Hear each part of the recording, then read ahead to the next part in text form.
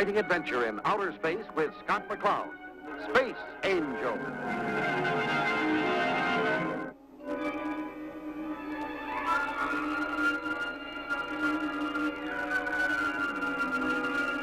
Starduster to Evening Star. I'm coming aboard. Welcome home, Skipper. Take landing 2-3. Thanks, Taurus. Starting approach.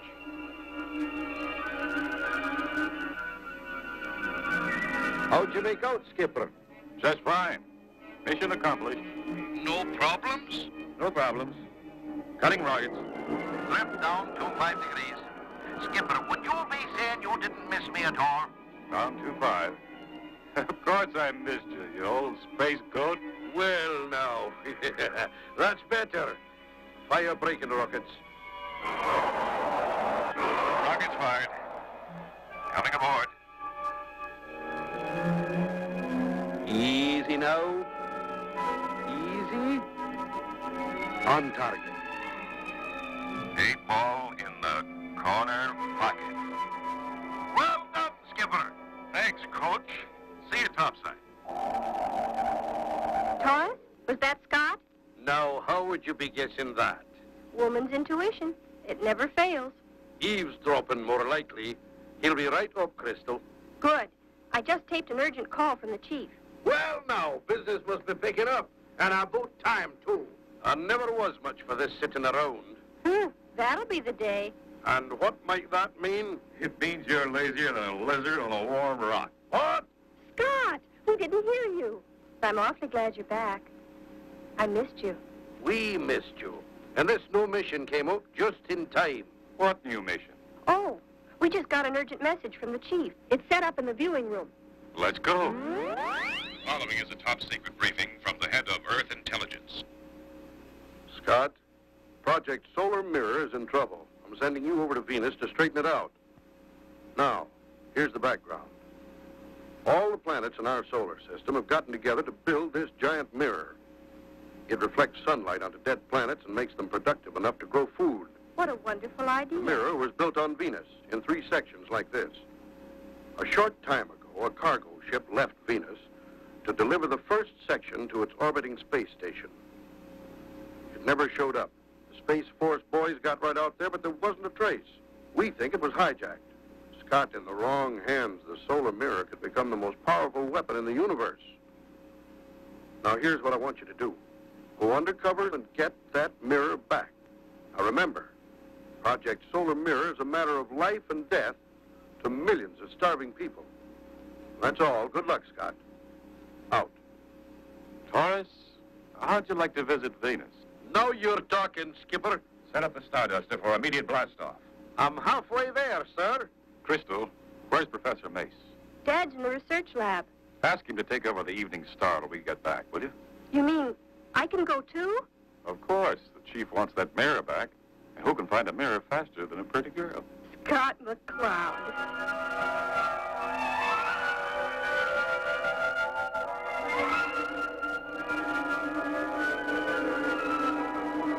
Skipper, a small target, straight ahead. Identify. Can you make it out yet, Taurus? It could be a man in a spacesuit. I'm firing braking rockets. Now, what in the galaxy would... I can see him. He's just drifting. We'll take him aboard. I don't like the looks of it. What if he's just bait? With the hijackers ready to spring a trap on us. We've got to take that chance. That man's in trouble. Taurus, break out my space pack. I'm going out there. I'll keep you covered with the ray beam, Skipper. Right. Remember, I'm out there, too. Close the lock. Pressure equalized. Open the outer panel. I'm on my way. I don't like this. He's wide open out there. He sure is, but I'll blast the first thing that moves. Scott's got him. They're on the way back.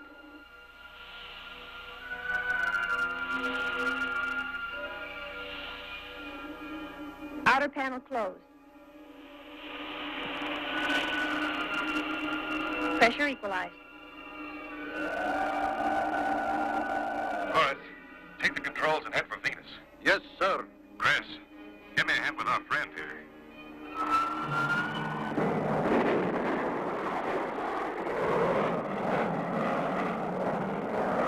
As the Starduster streaked toward Venus, Crystal was able to revive the spaceman long enough for Scott to find out that he was an engineer from the missing cargo ship. He had been making repairs on the outer hull of the ship when strange bat-like ships attacked them with powerful force rays, tossing the ship like a toy and leaving him drifting helplessly in space. The hijackers might have used a force ray to stop your cargo ship to keep from damaging the mirror section. We've got to get to Venus before that second mirror is shipped.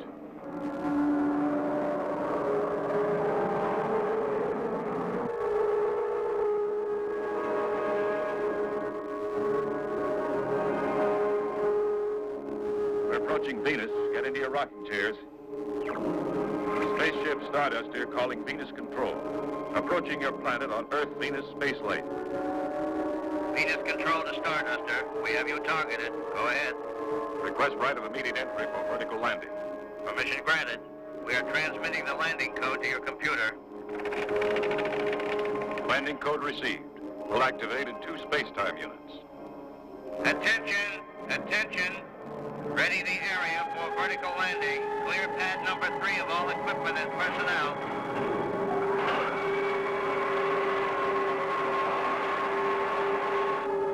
Crystal, is your patient all set? He's strapped in, Scott. Good. Stand by for landing.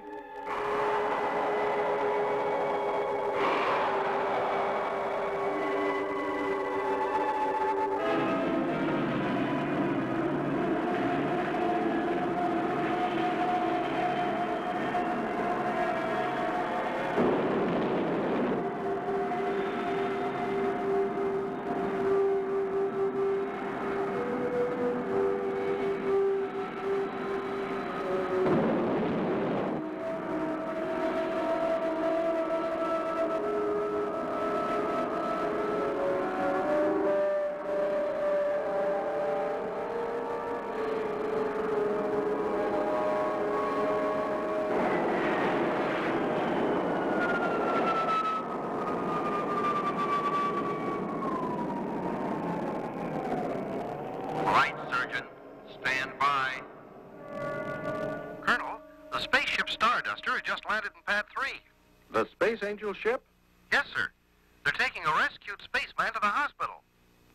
Your man will be all right, Colonel. He's just suffering from shock. That's fine.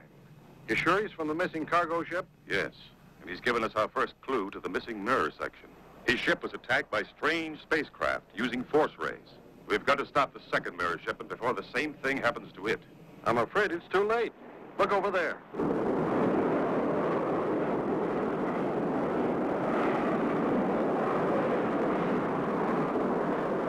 They may be attacked too. We're going after them.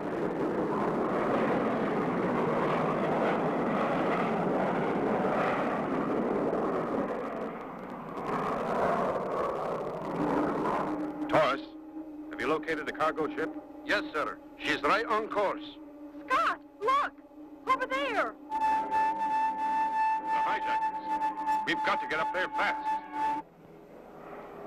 Scott, look! Over there! They've got the cargo ship. Brace yourselves. I'm firing braking rockets. Scott, one of their ships is leaving formation. Taurus, take over the controls. Chris, help me launch the space start. A-OK here.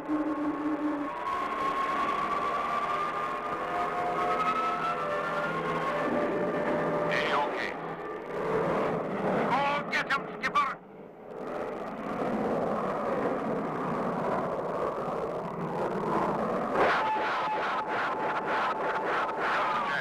Maybe I can clip his wings.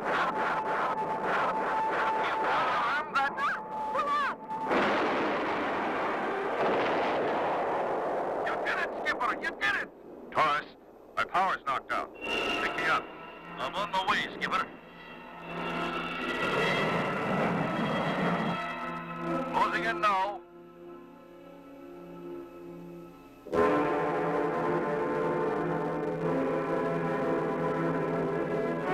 Magnetic box engaged. A-OK here. Blaze the slingshot.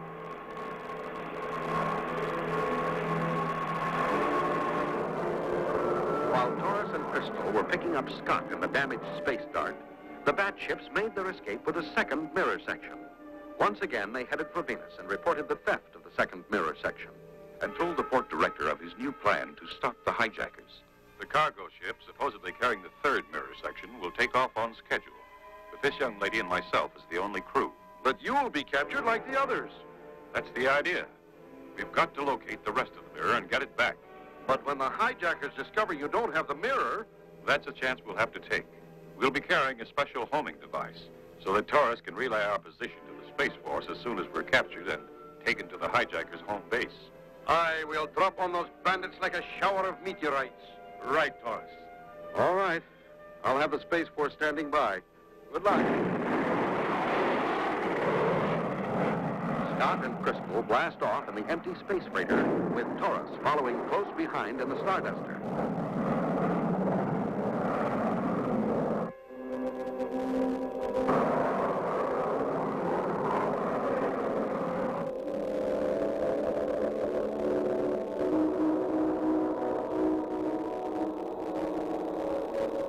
I'm in position, Skipper. Taurus, stand by for a signal test. Chris, turn on the homing transmitter. Your signal's coming in loud and clear, Skipper. Good. We're now approaching the danger area. Drop way behind us. Roger. Falling back. Break off radio contact with us until you hear our signal. Then relay our position and close in fast. Right, Skipper. And good luck. You too, Taurus. Out. Turn it off, Chris. And turn it on only after the hijackers have taken us back to their base.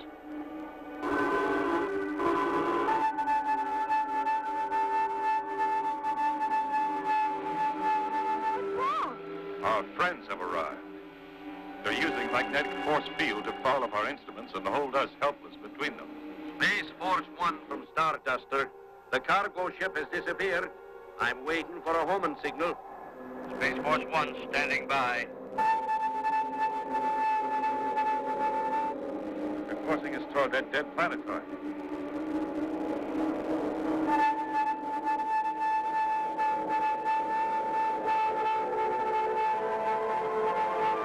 Quick, turn on the signal. We're going underground. Space Force 1 from Starduster. The homing signal cut off before I could get the location. They could be anywhere in space. They brought us to an underground city. Look at the pressure gauge. They must have a man-made atmosphere. We'd better get out of sight before we land.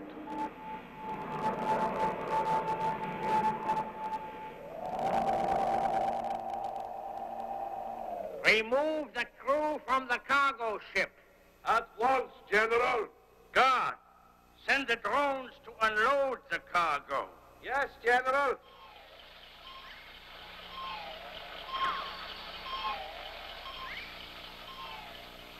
General, there's no crew aboard.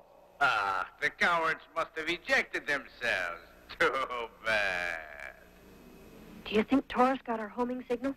I doubt it. Those big doors closed too quickly.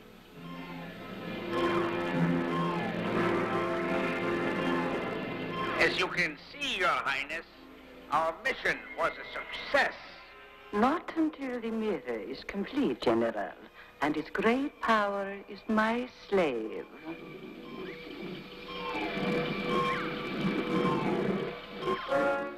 General, the shipping crate is empty. There's no mirror section. Then this cargo ship was a decoy. And you let another ship with the third mirror section slip by us. Not yet. There hasn't been time. Listen. I will get the mirror myself. I will lead our ships to intercept it. If you should fail, General. I know the consequences. Now's the time to make our move. Their ships are taking off.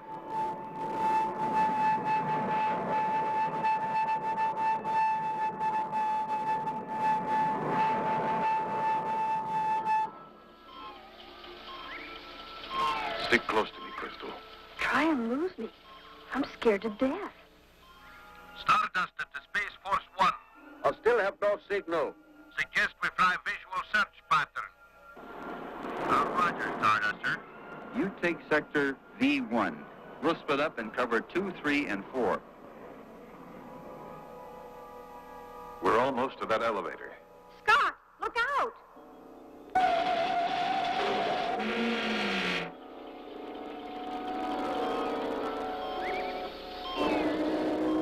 All out the prisoners. But, Your Highness, I recognize the man. He's called the Space Angel. And what is that to me? He is the top agent in Earth intelligence. He's dangerous. He's not sent on missions of small importance. So, already they are learning to fear me. Of course, Your Highness. Good. Now thaw out the Space Angel. But he'll try to destroy you. Major, obey or die. Drones, thaw out the prisoners at once. Starduster to Space Force 1. I have no contact in my sector. How are you doing? The Space Force 1. Negative in Sector 3. Able, Baker, Charlie, report. Negative in Sector 4. You were ill-advised to invade my domain, Space Angel, with an army of but one schoolgirl. Schoolgirl? Now you must pay for your clumsy attempt to sabotage my plans. You both will suffer an interesting fate, devised especially for you by our good friend, the Major here. Major, take your prisoners to meet the ingenious fate you have in store for them. I warn you, you'll never use that mirror. Strange that you should say that, Space Angel. Because the Major is ready to test the focusing power of the first two mirror sections, using you as his first target. When the concentrated rays of the sun are aimed at you, We'll be burned to a cinder. Take a good last look. They've already put together the first two sections. One more section and that mirror will be the most powerful weapon in history. And you'll be the first to try it out. Get moving. Not yet, Major. Look at my ring. It's aimed right at you. What do you mean, aim? It has hypnotic powers, and it's putting you to sleep. No, don't be. Dick. He collapsed. But what about the guard drone? Without orders from the Major, he can't move. I've spotted one of the bat ships. I'm following him towards a dead planet in Sector V1. Roger, Starduster. We're right behind you. If I can tilt the mirror down, the Queen will become the target instead of us. The sun's rays reflected onto the ground over the underground headquarters would generate enough heat to... To smoke them out. Right. Let's climb up to the controls. You've done it, Scott. You've focused the sun's rays right over the underground headquarters. Look what the heat is doing to the surface. Scott, look. The Starduster. Taurus found us. General, what are you doing here? You haven't failed. I couldn't help it. I barely got away. Fool, you led them back here. Your Highness, the Space Angel escaped. He's focused the mirror right over your headquarters. That's why it's so hot. Your guards are all deserting. Deserting me? Quickly, Your Highness. To the escape ship on the dark side of the planet.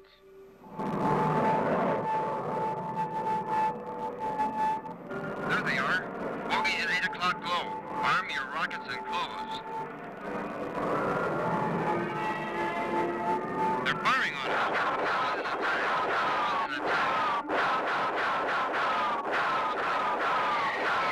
Rockets away. Hit. Mine's down.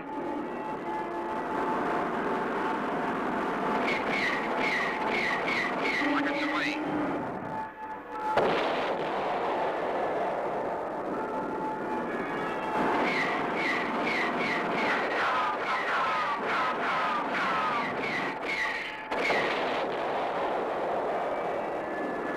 Okay, Baker?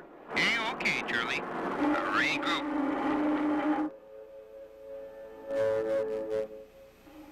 How did you find us, Taurus?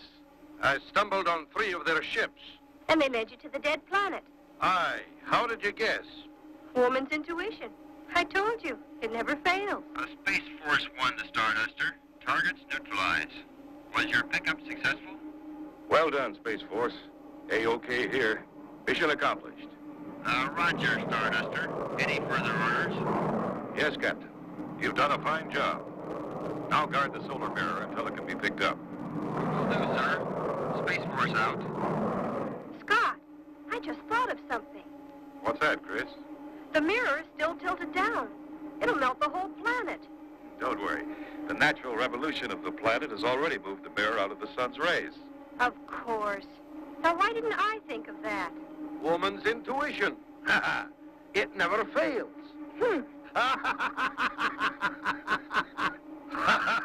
Oops. Say you're sorry. Hey, you two. Make up. We've still got 25,750,000 miles to go yet, just to get home.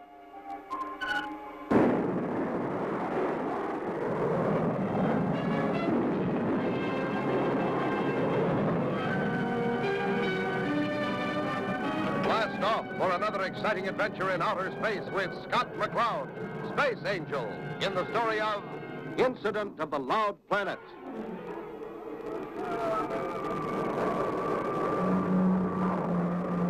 Our story opens at Earth Control on a routine day. The dispatchers are about to okay a Venus Junction space freighter launch.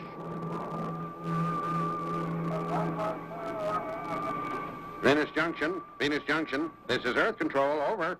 Earth Control, this is Venus Junction. Go ahead. Here's your party, Chief. Space Freighter 005, this is Earth Control. Request granted. Launch your cargo capsule on orbit 2.76. Earth Control, this is Space Freighter 005. Roger. Releasing cargo on orbit 2.76. Over. Hey, what's this? Oh, no, it couldn't be.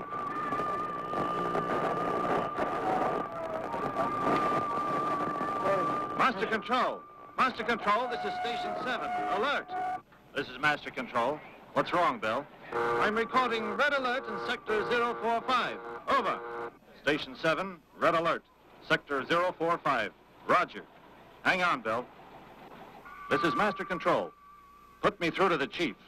This is an emergency. Come in, Earth Control. What's up? Disturbance in Sector 045, Chief. Source unidentified. It's jamming communications. Check all stations and verify. And move, man. Check. All stations, stand by for fix on unidentified signal and report. Roger, Master Control.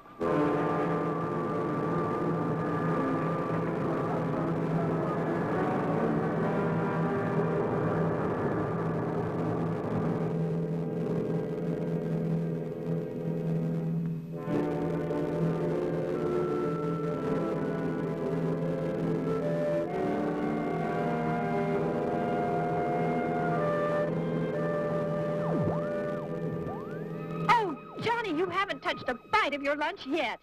How long do you think you could keep this up without making yourself sick? You've got to eat. I'll eat, Mom. I'm just not hungry yet. Oh, dear. I'm okay, Mom. Just leave me alone, please. No, Johnny, I won't. It's high time we put a stop to this. I've put up with this beep, beep, beep of your equipment every day for 3 years now while you've searched the skies for your father. Johnny, it's no use. He's gone. He's not coming back. He is, too. I'm going to find him if it takes all my life. Don't stop me, Mom. Someday I'm going to find that wild planet. It has to come back. It has to. Johnny, dear, it's just no use. Oh, how I've prayed that... Mom! Mom, that's it! I found it! Look, it's the wild planet! We found Dad! Oh, Johnny, do something! Yahoo! You know it! I'll pick the game. Hit the bearing computer and recorder. And now what? That's it! In a minute we'll know the position and speed of the planet sonics, and Earth Space Control can send searchers after it. I did it, Mom! I did it! I produced an element that can't be found any place on Earth. But, Chief, we put the data through the analyzer, and it's unable to locate the source. Put me through to the Starduster. It's operating in that area. Maybe we can get some missing data from the Space Angel. Okay, Chief. Stand by.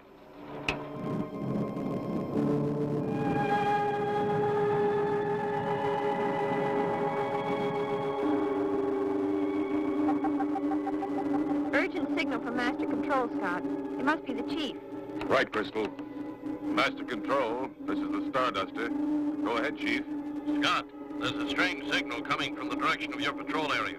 Have you seen anything? Sure have, Chief. And our wave detector registers sonite. And it's getting stronger. Sonite? Are you sure? Afraid so, Chief. We haven't had a blast yet. Here it comes!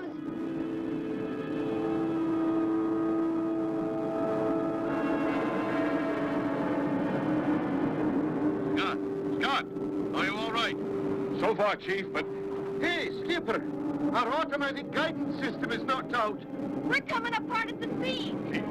she's out of control.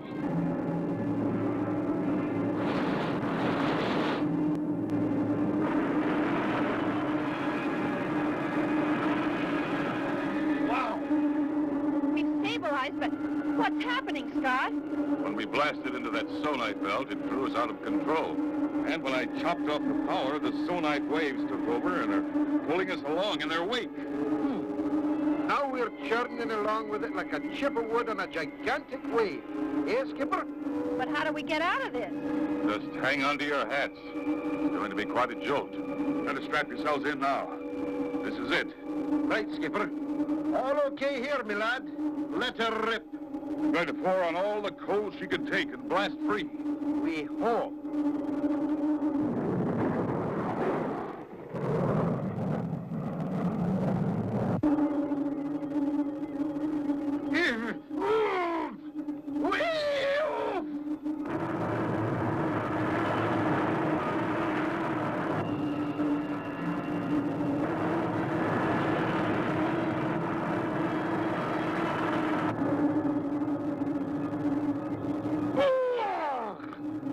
That felt like an elephant was standing on my middle. That's enough of that for one day. Taurus, you're just getting old. Earth Control. Earth Control, this is Starduster. Over. Starduster, this is Earth Control. Go ahead.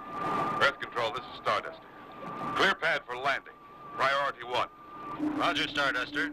I'll notify the chief. Take pad 3.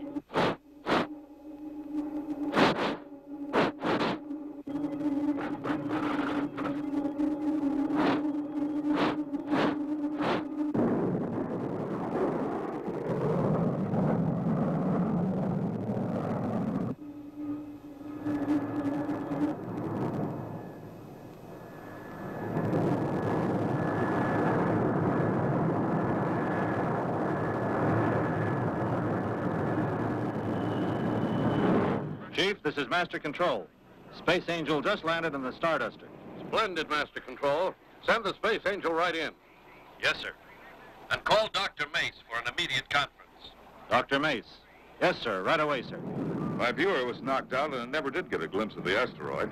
The sonite wave at that point was 2 space units across, Professor Mace. From that angle, I would say the sonite waves must have been transmitted from Earth. The sonite asteroid only magnified them and bounced them back. Then sonite transmission could knock out any spacecraft that got into the path of its transmission? Not the path of transmission, Scott. It's the bounce-back wave from the greater source of sonite that is dangerous. That's why we've got to find out who, when, where, what is broadcasting this thing. We're running the recorded data through now. We'll know exactly where it's coming from in a minute. Come in. Pardon me, Chief. There's a young boy out here who says he's been broadcasting sonite. I thought you'd like to talk to him. Would I? I'll say I would. Send him in here. Your computer pinpoints the sonite transmission in the 1200 block on Pine Street, right here in the city. And where do you live, young man? 1240 Pine Street, sir. Young man, don't you know that transmitting sonite is against the law? Yes, sir, but... Do you know you almost killed the Space Angel? No, Chief, don't be so tough on him. It was the only way to locate the wild planet Sonex through harmonic response. And my dad was lost on it over 3 years ago, and I found it. I have the computer tape, and... Wait a minute. Slow down. The boy makes sense. The planet Sonex was in this area 3 years ago. And Professor Kendall, who went out to survey it, has never returned. Scott, this looks like a job for the Space Angel. Oh, boy, the Space Angel. Roger, Chief. I'll notify the Space Angel to have the Starduster ready for blastoff first thing in the morning. Scott, is the Starduster all ready to blast off on schedule? Ready, willing, and able, sir. Crystal's helping Professor Mace check out our new tracking gear, and Taurus is directing the loading of supplies. Where's the Space Angel? Can I meet the Space Angel? No, Johnny, he's already on board.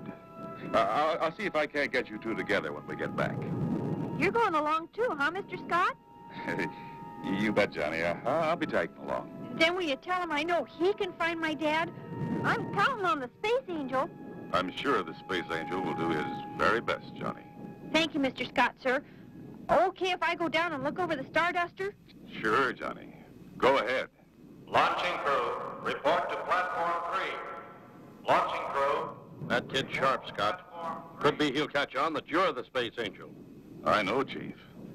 I'd better get aboard before he returns and fires more questions at me. Okay, Scott. Good luck, and stay in close contact, my friend. Right, Chief. All set, kids? Ready when you are. Okay here, Skipper. A-okay, Scott. Space Control. Space Control. This is Starduster. Ready for countdown. Over. Roger, Starduster. Ready for countdown. Clear launching Station 3 of all equipment and personnel. Emergency vehicles, stand by. 8, 7, Atomic engine activator. Atomic engine activator, go. 6, 5, Trajectory angle.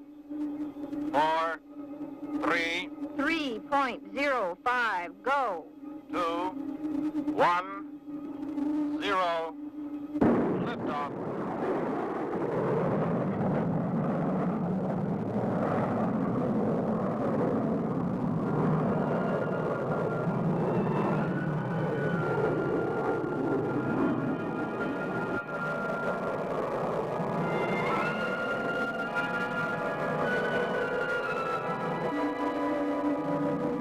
We're free of Earth's gravity. I'll switch over to our own gyrogravity equalizer. Roger, Taurus. Trajectory looks very good, Scott. Roger, Crystal.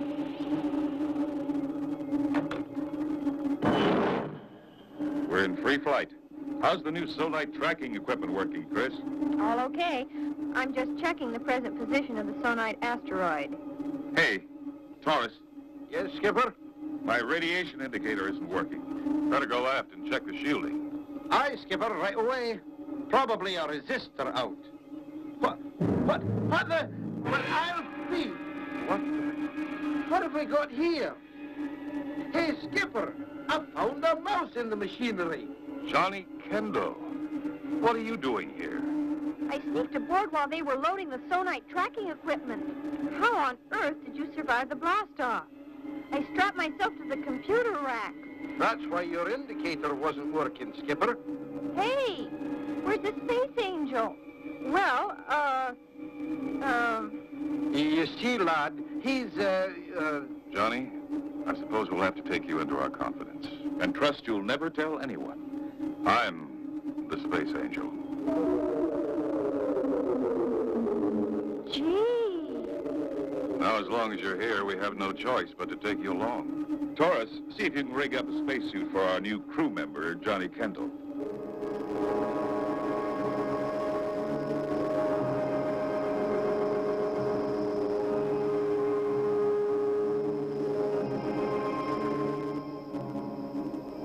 We're entering Sector 5. Won't be long now. Scott, the alarm. We're registering Sonite. There it is. the Sonite planet.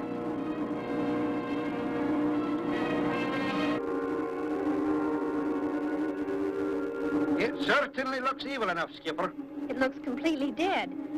How could anyone survive on such a place? If anybody could, it would be your father, Johnny. He's a very capable man. Aye, laddie. I read one of his books on how to survive in hostile environments. Gravity reading .015. Moving up fast, Scott. Right, Chris.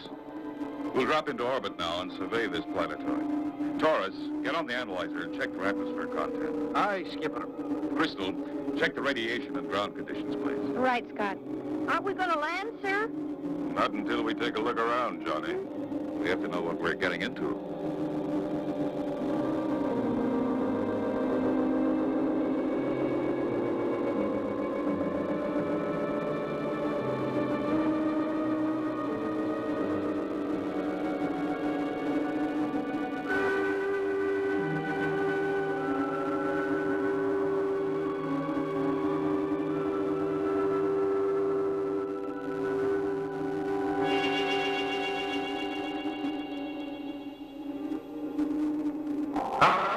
Capital of the Guard, notify the Queen.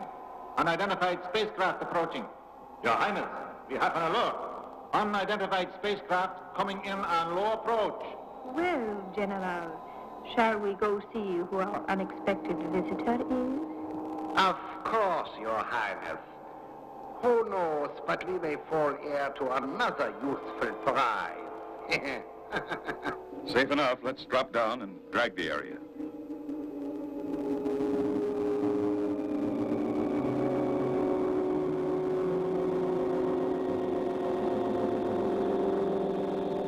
Any atmosphere readings, Taurus? Atmosphere negligible, Skipper. Geiger reading in the green. Safe gravity, 0.094 Gs. Very good. They're coming closer now, Your Highness. Does the stranger have any markings, General? Your Highness, it looks like the Space Angel ship. The Space Angel. I might have known. Your Highness, the tower. They'll spot the sonar transmission tower. Of course they will, you fool. We'll just prepare a little surprise reception for the Space Angel. Why, of course, Your Highness.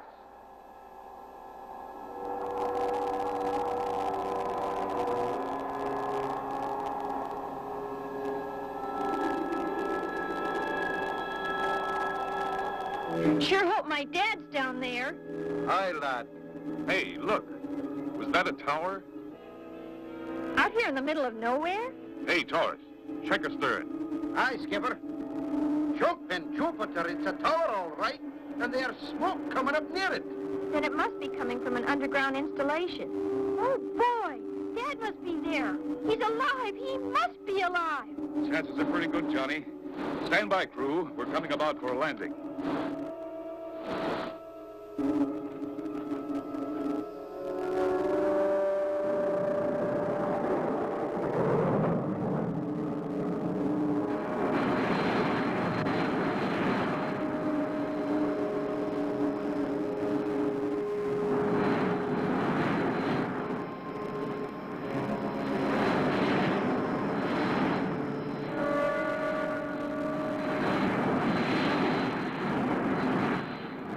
Landing legs extended.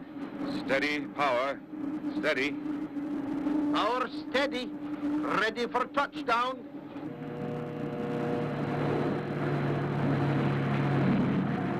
That Space Angel is such a fool. Is everything in readiness for his surprise, General? Everything, Your Highness. The Space Angel will get the surprise reception he deserves. Open outer panel. Outer panel opening. How's the suit fit, Johnny? Very comfortable, sir. Mr. Taurus is a genius. Hey, okay here then, Crystal.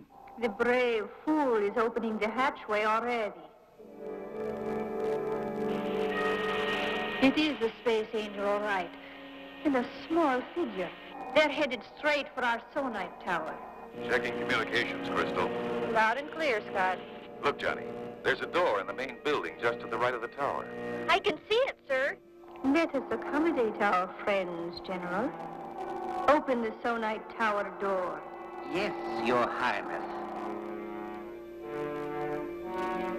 Look, sir, the door. Scott, be careful. Looks like somebody is inviting us in. Scott. Ah, our friends are trying to decide whether or not they should enter our trap. Are you ready, General? Most certainly, Your Highness. Okay, Johnny, this is it. Stick close to me.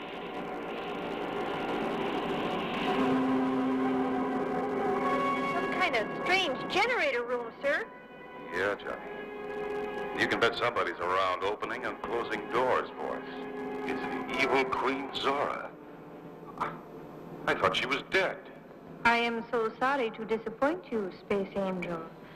But now you see it is you who will be destroyed. Is my father, Professor Kendall, here?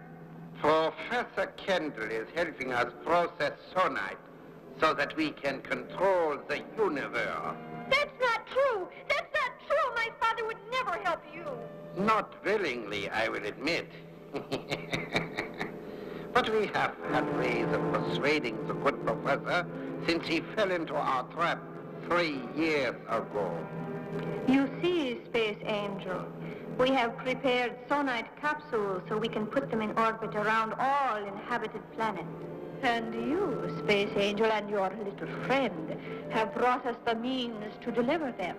Your spaceship, the Starduster. The Starduster? I see. If the people of the universe refuse to pay you tribute, you'll activate the sonite. Of course. I will rule the universe. I want to see my father. Of course, little man. General, send the professor to join his son. We have no further use for him. In what fashion do you intend to eliminate us, your Royal Highness? You are standing directly over a sonite deposit. I need only throw this switch, and you will be shattered as the waves pass through you to the tower above. Professor Kendall. Johnny, my son, Dad! you found me. A touching reunion indeed. Too bad it must end so soon. You get that, Taurus? Aim for the ball at the top of the tower. But don't fire until I give the word. Aye, Skipper. You have been most helpful, Professor, but your usefulness has ended. No, Taurus. The tower has been hit. Don't throw that switch.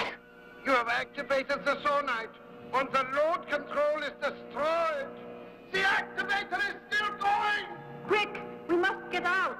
The whole planet will explode. That's right. We only have seconds. Grab a spacesuit, Professor. Taurus, Crystal, stand by to blast off. Aye, Skipper.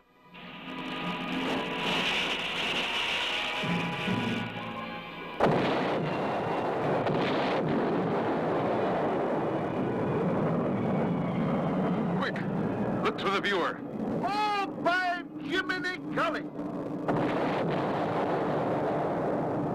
I wonder if Queen Zora escaped. I don't know, Chris. But our mission is accomplished. If I knew who you were, Space Angel, I could thank you properly. That's right, Dad. But no one knows who the Space Angel is.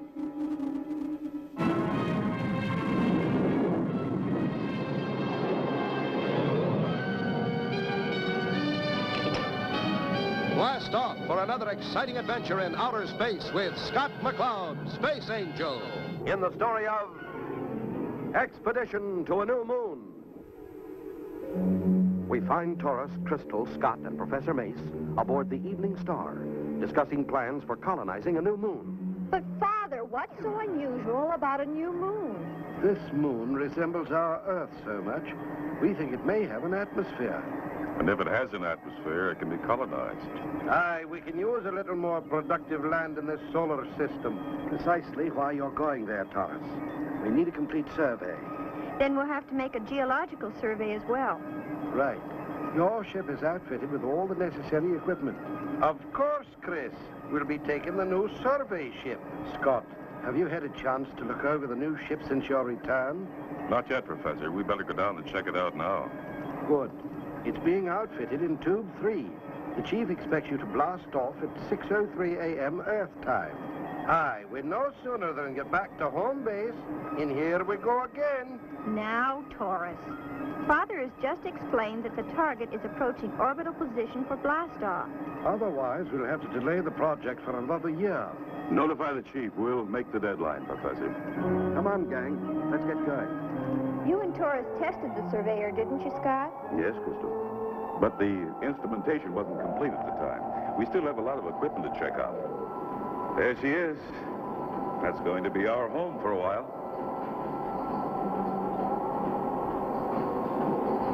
do you like the Surveyor, Chris?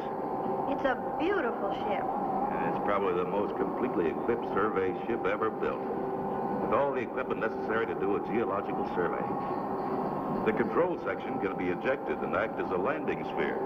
I'd feel more at home in the Starduster. This ship is too slow.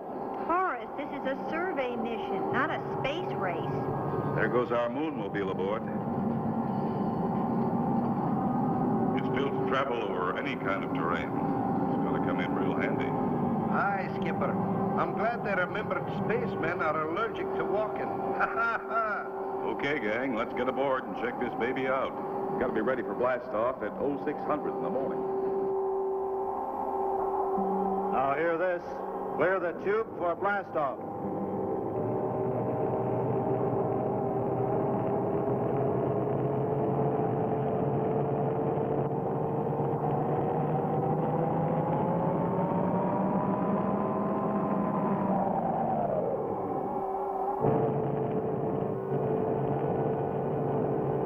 Reactors, go.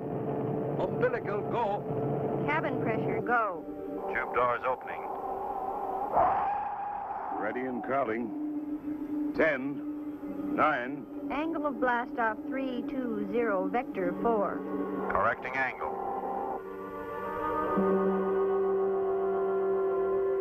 Trajectory angle, go. Increasing power. OS 3, 2, 1, 0.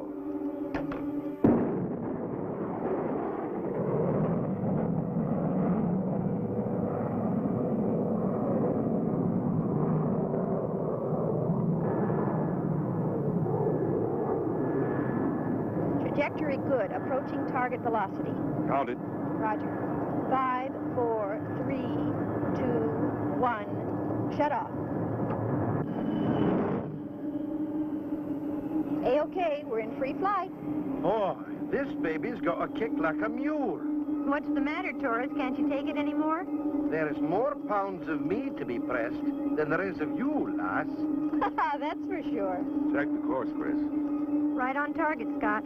2 points off the twin star mirror. Right. And our flight plan velocity should get us there in 12 space periods. So we may as well relax and enjoy the scenery.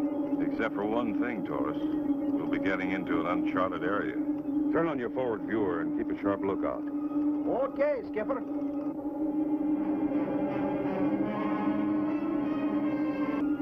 There it is. Take a look on your viewer. Mirror, the red giant. Look at the size of those suns, Skipper.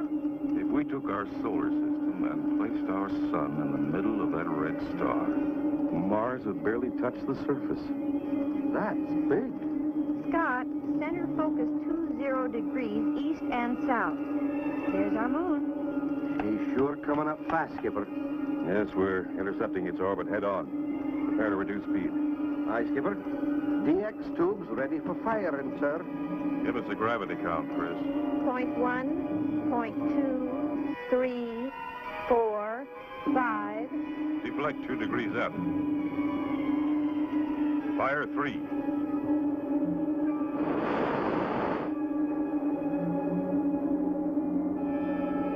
Stand by. I'm placing this baby into orbit. We're in orbit, Scott. Taurus, prepare the landing sphere. Aye, Skipper. We're going to take a trip downstairs. There doesn't appear to be any atmosphere, Scott. We'll soon find out, Chris. We're sure not going to go without our space helmets.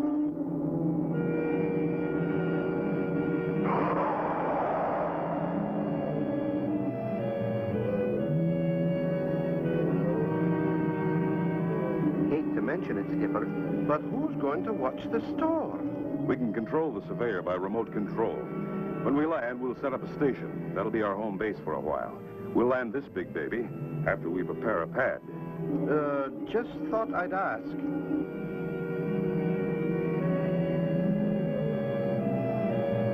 $80,000 feet and dropping fast. Stand by retro rockets, Taurus. Aye, lad. This is strange, Scott. The gravity indicator keeps switching. Now it's negative. There it goes again. Reading. Well, now it's just about double Earth's gravity. So how do you make a landing, Skipper? We may begin hopping like a jackrabbit in another minute. 40,000. Fire retros. Must be gravity strips. Let's pick one and try it. Aye, Skipper.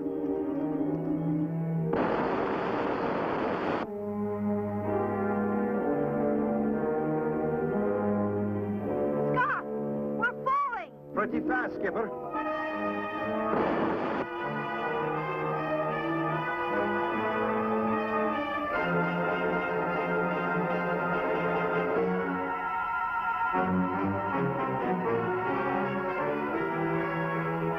Phew. Good work, Skipper. That landing was much softer than I expected. I share your sentiments. Now let's roll up the moon buggy and see what the climate's like outside. What's the oxygen indicator suggest, Taurus? There's an atmosphere, lad, but we can't breathe it. But if there's air, It's frozen. See that funny-looking iceberg? There's your atmosphere. That might just explain the crazy gravity on this moon. How do you mean, Skipper? At double Earth's gravity, the air must have been pulled down and formed into these glaciers. Notice how they appear in rows? Well, now that you mention it.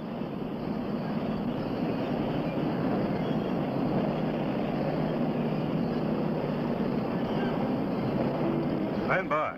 Something's pulling us over.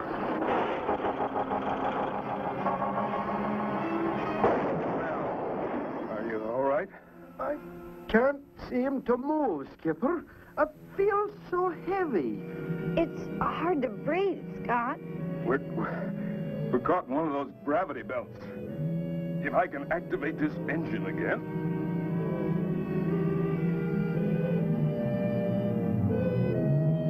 What's wrong, lad? I can't reach it. I think I can make it.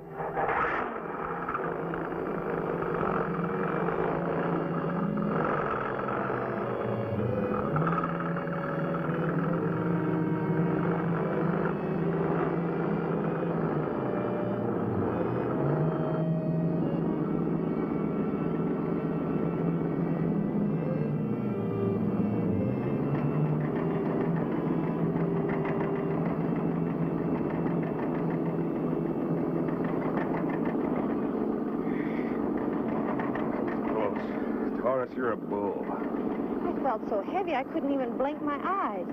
Clean living, Skipper. Before we do much traveling, I suggest we set up our lunar station and land the surveyor. Good idea, lad.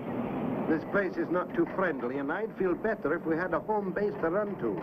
Taurus, you roll out the shelter dome while I find a good spot to set her up. Okay, Skipper. We better hurry, Scott. We haven't much daylight left. You're right. Inside that creeping shadow, it's cold enough to freeze the atmosphere. Where do you want it, Skipper? Over there, Taurus. Here she comes. Good catch, Skipper. Okay. Everybody stand back.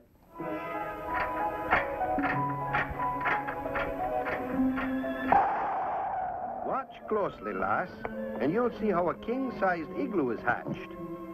That should give us ample living quarters. Now let's attach the landing sphere and set up housekeeping.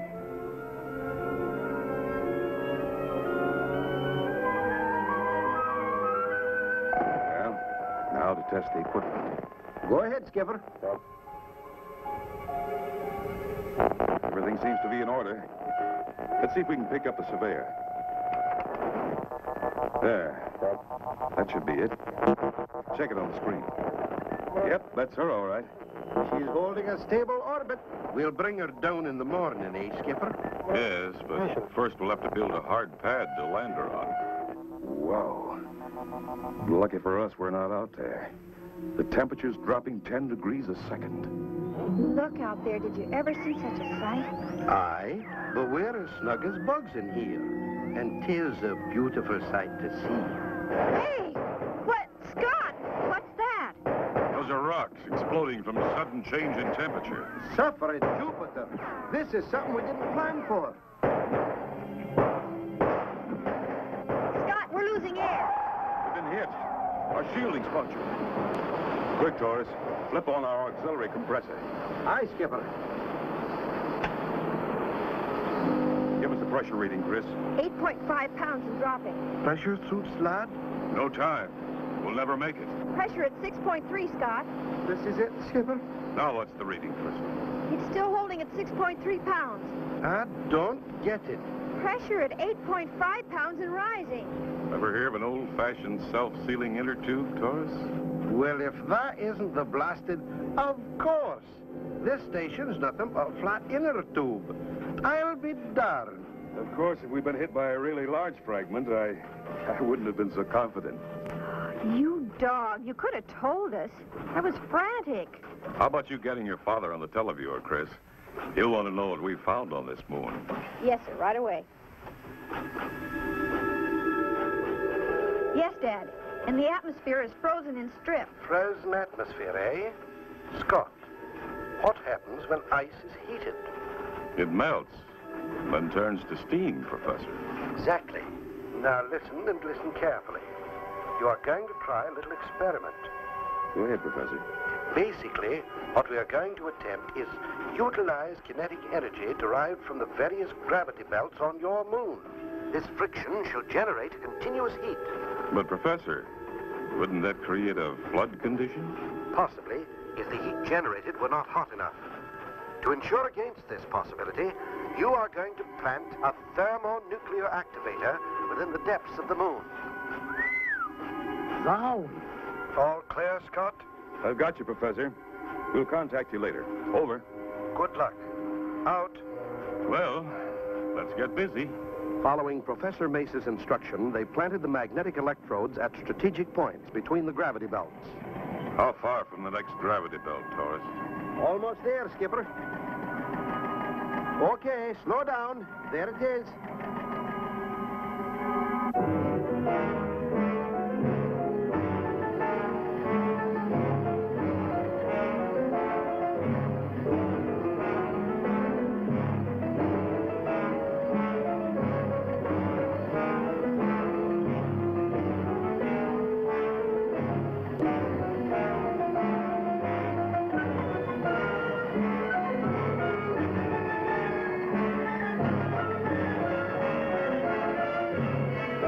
Should do it, lad.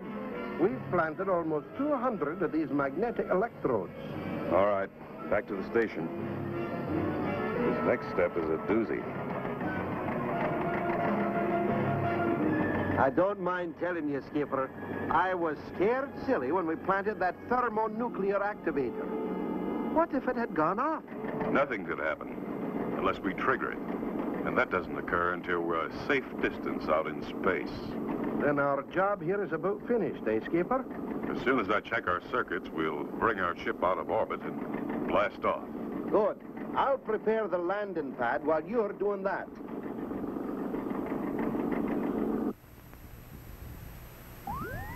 Good grief. Crystal? It's the surveyor. Something's wrong. Look. Why, it's being pulled out of orbit.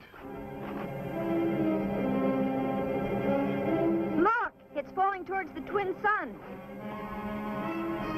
Quick, Taurus. Activate remote controls on the surveyor. Aye, Skipper. Activated. Engines on. Facing mirror suns, Taurus. Maybe we can blast her out. Pressure up, lad. Fire when ready. Stand by.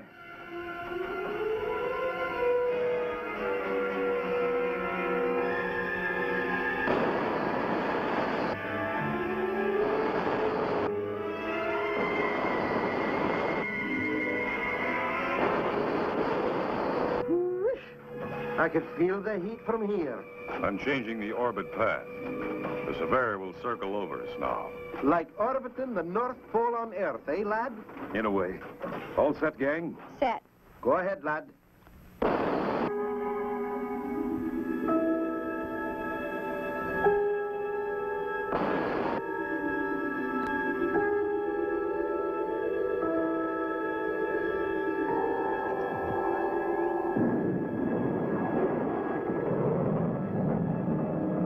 Switching to ILS, Chris. She's on the beam, Scott. Okay, Taurus, looks good.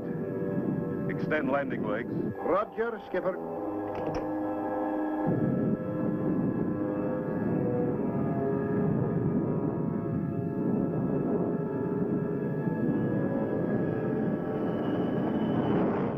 There she is, gang. Perfect touchdown. Good work. I, for one, am sure glad to see that baby. Okay, let's get out of here. What about the shelter, Scott? Leave it. There's no time to dismantle. Take a look back there. Aye, lass, you wouldn't want to spend another night here, would you?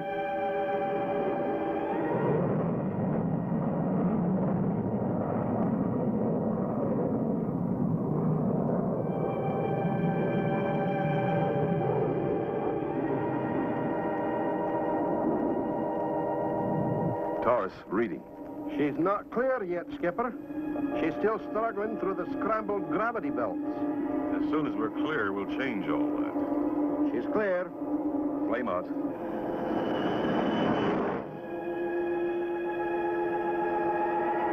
She's in free fall.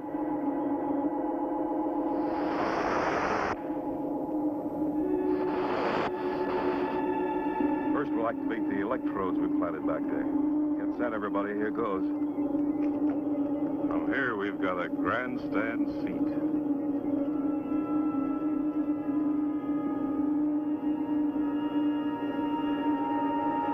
How much longer, Skipper? Just a couple of seconds now.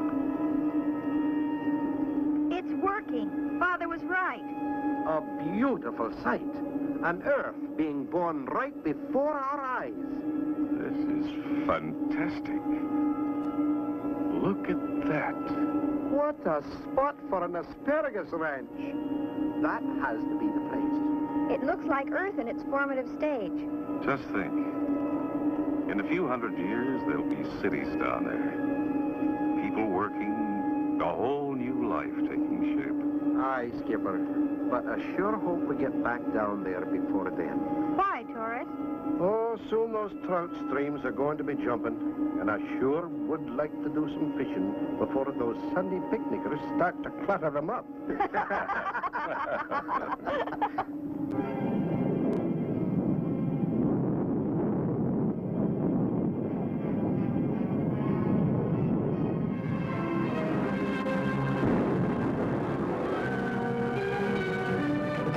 Blast off for another exciting adventure in outer space with Scott McCloud, Space Angel, in the story of The Gladiators. Evening Star calling Starduster. Starduster, come in, please. Scott, if you can hear me, please come in. This is Starduster. What's the excitement, Professor? Over. You know that asteroid Crystal discovered in Vector 5? Yeah, what about it? Scott, get this. That little gem contains over 80% beryllium. What's the mass, Professor? It's 1/2 of Earth's moon. Holy cats, what a find. It's important that we get to the asteroid before an outsider discovers this information. It's up to you, Scott. We're on our way, Professor. Out here.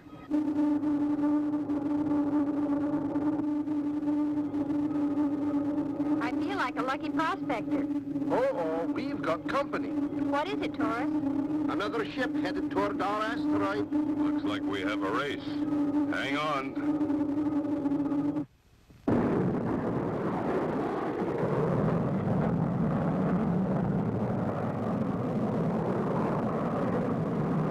Taurus, turn on the forward viewscope. Aye, Skipper. I don't recognize the ship. It's not from our solar system. Anthenians. No question about it. Think we can beat them? We'll sure try.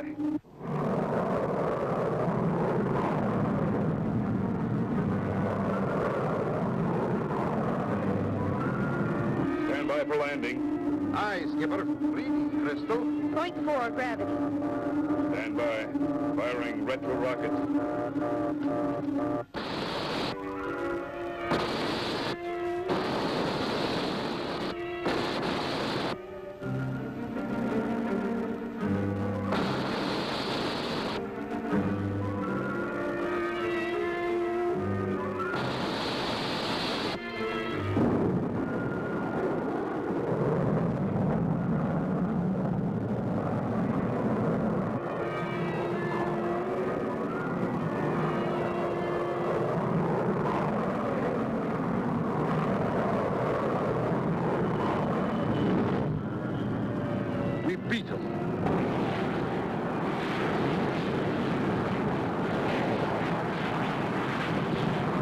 lad. Follow me, gang.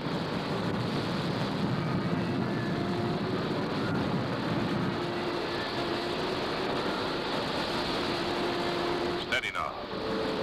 The hatch is opening. Look, Scott. There's the Anthenian. Creatures from Earth, you are helpless. We have a protective beam surrounding you and your ship. But why?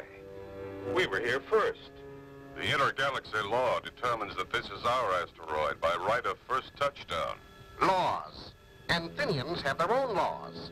And by the right of possession, this asteroid is ours. This matter must be arbitrated before the Interplanetary Space Council. We will settle this before the Anthenian Space Advisors. They will know what to do. A force ray. I can't move. Fools! To think you could outwit an Anthenian, the girl must come with me. Leave the lass alone, you monkey. If I could move, I could reach my disintegrator. Why are you taking the girl? She can't help you. To make sure you follow us to Anthenia. Skipper, we can't leave Crystal. I know. They've got the upper hand at the moment. Good. He's turned off the force ray. We'll have to follow them, Taurus. Aye, Skipper. And if they harm that lass, they'll be sorry they ever saw this day.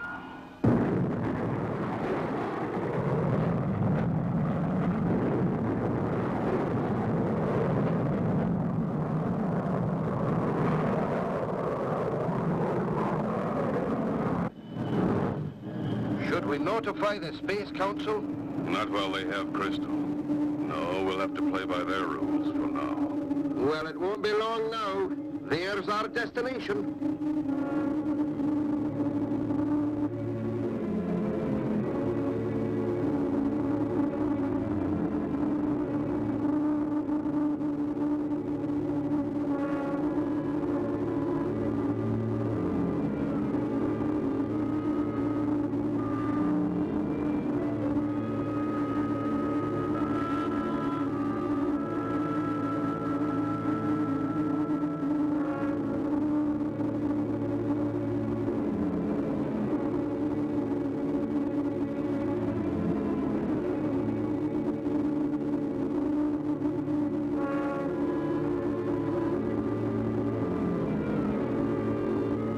Stand by, Taurus. This isn't going to be easy.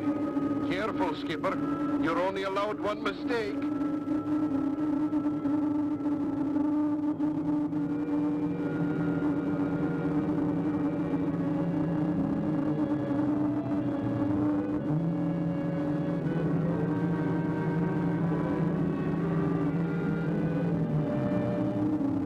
Phew. We made it, Skipper. I'm sure glad that's over. Me too. That belt of asteroids is what makes the Anthenians so arrogant. It's the finest defense barrier in this galaxy. Aye, Skipper. And there's their main planet. Stay ahead.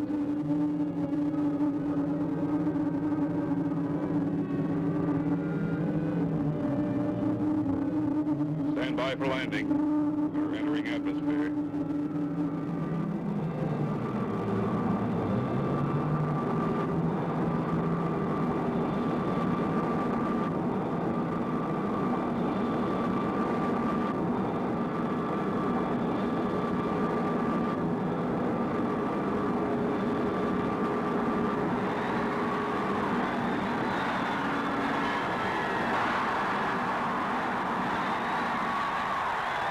According to intergalaxy law, the first ship to touch down on an asteroid may claim it. Here, we make the law. And there's but one way to settle the dispute. War. War! War! What kind of war? You will meet our gladiators in our fighting machines. Well, now, we always enjoy a good fight. You will have a good fight, Earthling, against our champions. You will have the privilege of fighting 3 wars. If you win 2 of the 3, the beryllium asteroid is yours. And if we lose? To lose is to die. This meeting is adjourned to the arena. The first war will be fought with cannonmobiles. I presume I'll have time to practice the operation of this toy. You will get plenty of practice when the war begins. Real sports, these Anthenians. You will find Zarko, your opponent, to be a wonderful teacher. He has won 100 such wars. And now, you will mount your machine. The first war is to be fought until one of you is unable to continue. Scott, be careful. Keep your guard up, Skipper. The gladiators will take their place on the battle lines at either end of the arena. Let the war begin. Good afternoon, fellow citizens. In the blue chariot is Zokar, champion of Anthenia, victorious in over 100 wars. Zokar, representative of the greatest culture in the universe, the supreme planet Anthenia. Now entering the arena, the red chariot carrying the Earthling Scott McCloud. This will indeed be a glorious day for Anthenia.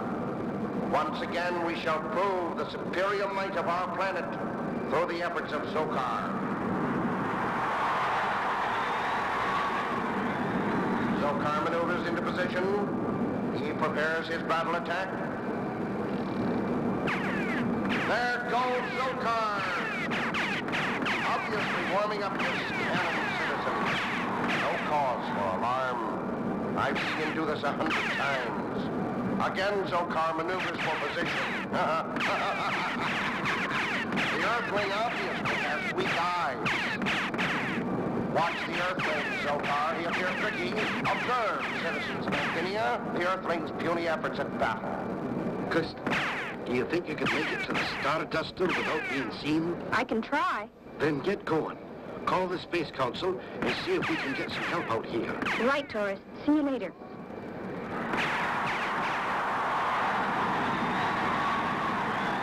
Zokar is playing Tectonic and Dingo with him. Stop playing with the poor Earth creature, Zokar. You're beginning to fight him. Put him out of his misery. Zokar fires. The Earthling is hit. Stay with him, Skipper.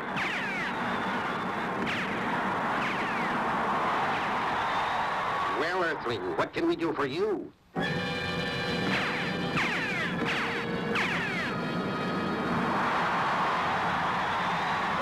has scored the first blow. That's it. Run, Earthling. After him, Zokar. Catch the miserable insect and crush him. No guns.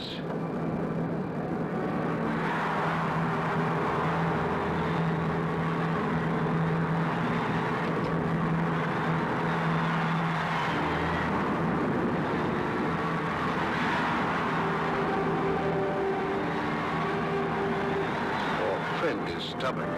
Already he has lost his weapons. We haven't lost yet. You watch. Merely a question of time. Oh! Sorry, Taurus. I didn't make it. Where did you find her? She was attempting to communicate with her galaxy. Good work, Kolzar. Keep them both under guard.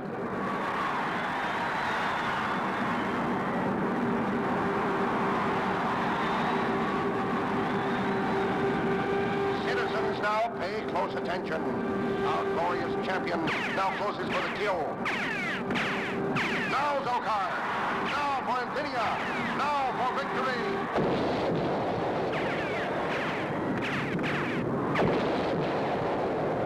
Merciful heavens! Get up, lad.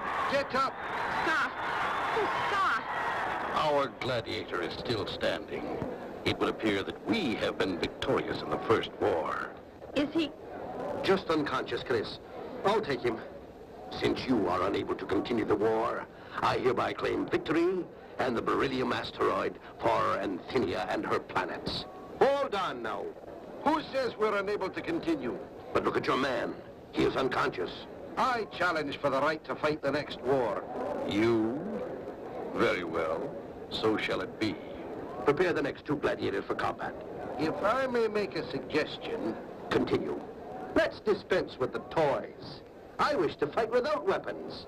We'll use our bare hands. You may not have the advantage of your strength. However, you may have your choice of weapons. The Earthling will have his choice of weapons. The double-headed poleaxe, the mobile spear tank cannon mobile, the shield and disintegrator robot, the atomic crossbow carrier, the mobile mace, and the paralyzer. I choose the mace. That's more like it. Agreed. Take your friend to the ready room and prepare yourself for combat. How you feeling, lad? Oh, my head. What happened? You rammed the black robot. You did well, lad. But I'm afraid we lost the bout. Taurus, what about the next war? We haven't lost yet. Taurus is going to fight the next war with mace and shield. Aye, this is one party I wouldn't miss for anything. I should be fighting. No, lad. You're in no condition. Warriors, man your machines. Okay, old bull. Go get him. The gladiators will take their positions on the starting lines. This contest will be a fight to the finish. The war will be over only when one of the gladiators is unable to continue. Be ready, the battle will begin at the signal from the leader. Let the war begin. Once again, Zokar must vanquish an Earthling. Now that he is warmed up, this should prove to be a simple task. The mace is most effective for close fighting. Make it quick, Zokar. Scott, I'm frightened. Don't worry, Chris. Taurus didn't come by his name accidentally. Watch it. Watch how quickly Zokar finds the range. This is it, citizens. Hold on to your helmets. Zokar will now make his move. Observe, citizens, how Zokar paints the Earthling out of position. Oh, Scott, this is brutal. I think Taurus could handle it. They're turning around. The last three battles fought with the mobile mace found Zokar an angry, vicious gladiator. This afternoon, he is the same. Watch, citizens, as our wonderful hero approaches for the slaughter. Goodbye, foolish Earthling. Take him, Zokar, now! Taurus, he's been hit. No, he's okay, Chris. Just lost his windshield. The Earthling has lost his protective head guard. Just one more blow, Zokar. Look out, you fool. Get him, Zokar! Get him!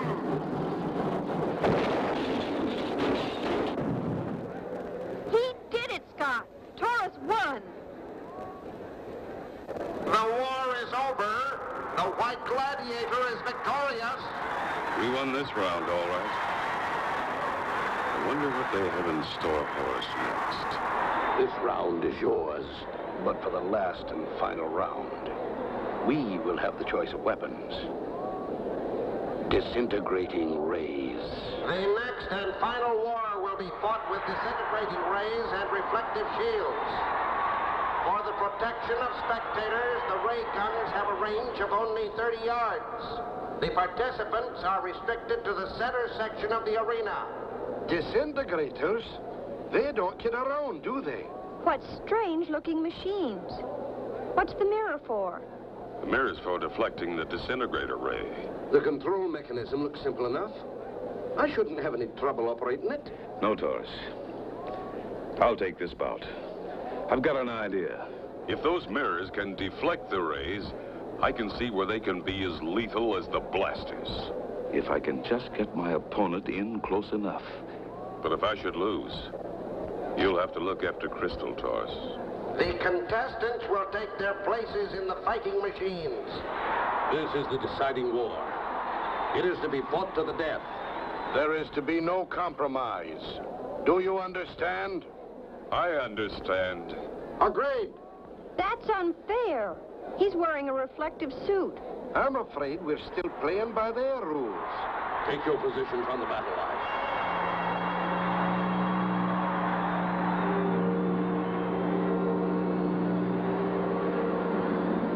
The contestants are in position. Begin the war.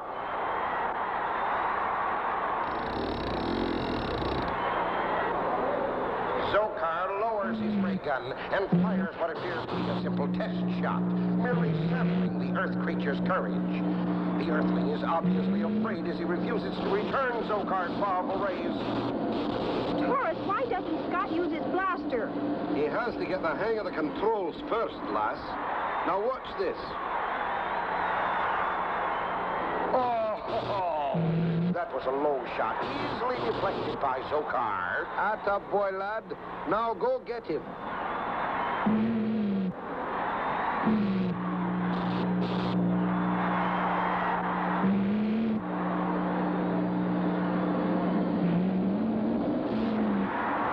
Taurus, did you see that? He did that on purpose. He deliberately held out his ray gun and let it be blasted away. That's right. And whatever plan he has in mind, I hope it works. Taurus, look! Watch it, lad! Watch it!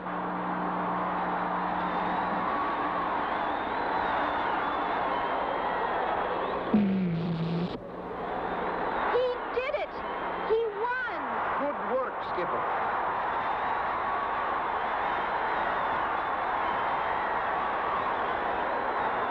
Silence. The cheers of my people testify you have conducted yourself with valor. The wars are over. You have won the prize. The beryllium asteroid is yours. Thank you.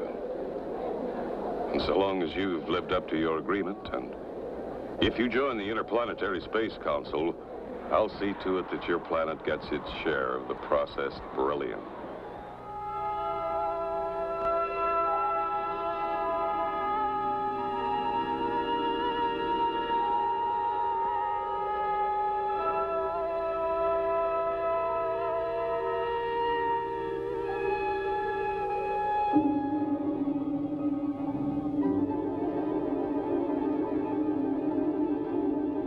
Where have you been, Scott? I've been worried about you. We stopped off at Danthinia for a little sport. Sport. Port, he calls it. We're returning to base now, Professor. We'll fill you in when we get there. Starduster out.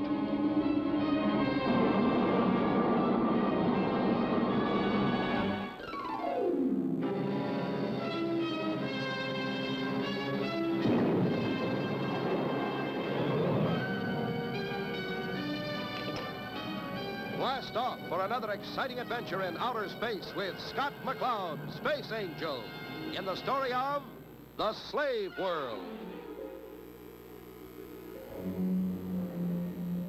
As you know, every 30 years, these two planets orbit through our galaxy.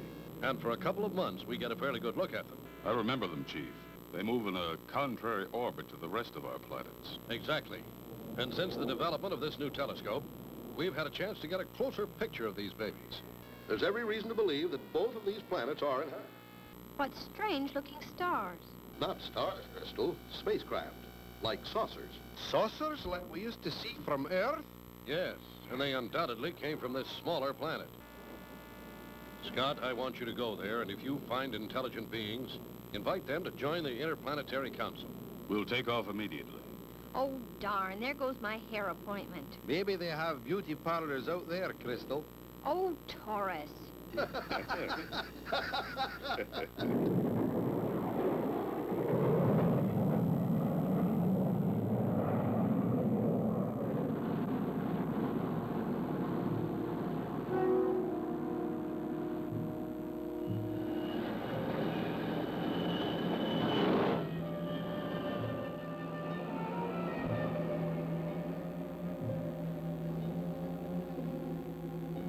Planet's dead ahead, Skipper. Oxygen indicator positive. They have an atmosphere. Reverse G seats. Stand by for entry. Scott, the little planet has a volume equal to Earth's moon. Radiation is high, but safe. Firing retro rocket.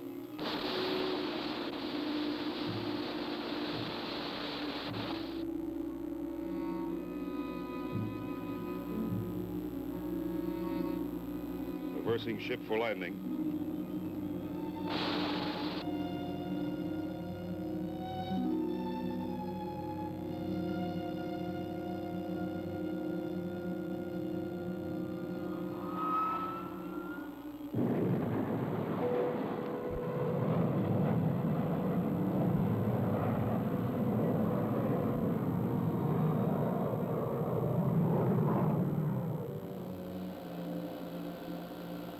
What a sign of life. What did you expect, a welcoming committee? Sure is quiet out there. We better take our blasters, Skipper, just in case. Let's go down and take a look around. It sure doesn't look inhabited to me. Scott, look! A flying saucer. Say the word, lad, now. Hold your fire, Taurus. We come as friends from the outer galaxy.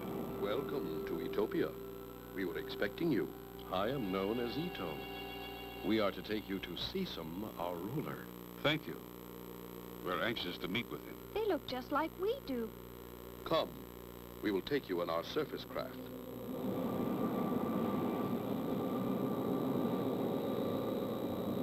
How far is it to your city? It is not far. Soon we will go underground and transfer to the tube. What is the tube, Ito? The tube is our underground transportation. All of our cities are underground.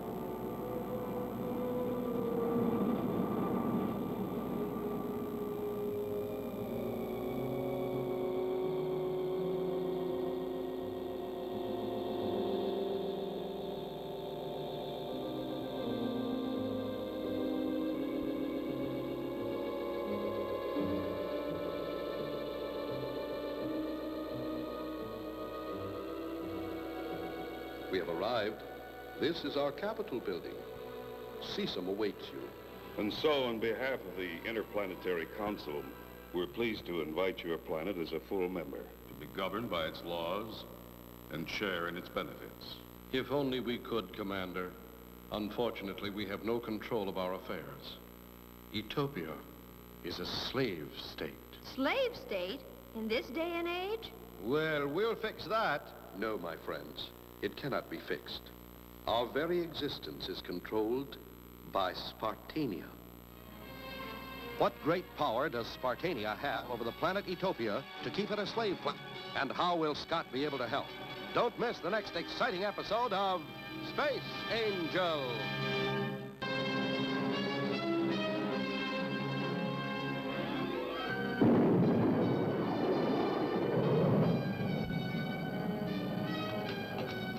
Blast off for another exciting adventure in outer space with Scott McCloud, Space Angel, in the story of The Slave World.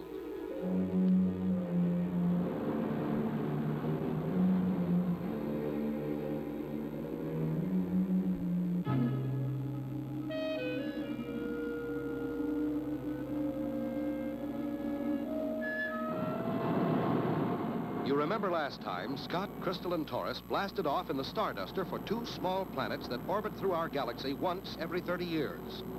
They landed on the smaller planet and started exploring when a flying saucer appeared. The friendly pilot, Ito, took them underground to Sesam, the ruler of Utopia, who explained that Utopia was a slave to its planet Spartania. What power do the Spartanians have over your people? Many centuries ago, the Spartanians declared war on us.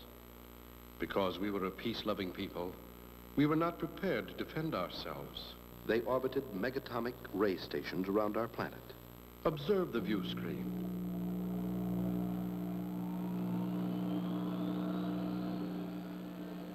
They can activate the ray stations at will, contaminating our atmosphere. Of all the dirty tricks. In all these years, why haven't you contacted us for help? We tried on several occasions. We sent out our saucers. Let me show you.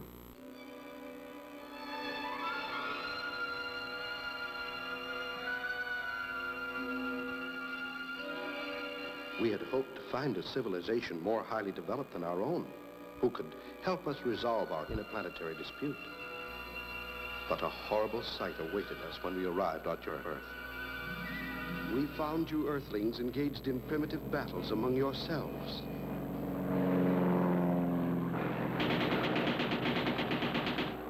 That was the First World War. Oh, how terrible.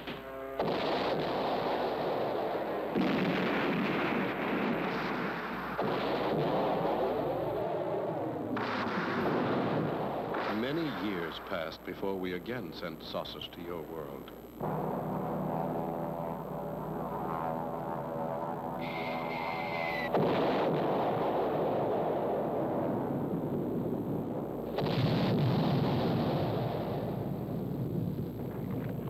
Civil War, too. Seems pretty ridiculous, doesn't it? But there were intervals of peace between these conflicts. That may well be. We never attempted to contact you again. We have accepted our fate. But that was a long time ago. That's right. Wars have been outlawed in our solar system. In fact, the whole galaxy. That's right, Season. We now have the Interplanetary Space Council to enforce peace. And I can assure you it has the power to do so. No, my friend. We cannot risk it. Spartania could destroy us in a matter of hours. The Spartans are here. What shall we do? Prepare for tribute. Tribute? What tribute? Whenever they ask, we must pay tribute to the Spartanians. Let us go to the surface, and you may see for yourselves. Is this the tribute you must pay? Your own people? Yes, Scott. How barbaric. All must take their turns at serving the Spartanians. I wouldn't submit to slavery. Why don't you fight them? That would not be very utopian. This is the only way our race can survive. Remember, the Spartanians could suffocate our planet in a matter of hours if they chose to do so. I think it's time we paid a visit to these Spartanians. No, my friend, you must not go there. The Spartanians are not to be trifled with. Well, now, we didn't intend to trifle with them. Scott, the saucer's blasting off. So are we, Chris. Just as soon as we can get back to the Starduster. We'll put a stop to this nonsense once and for all.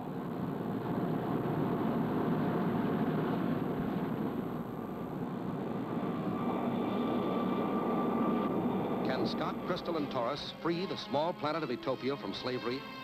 Don't miss the next exciting episode of Space Angel.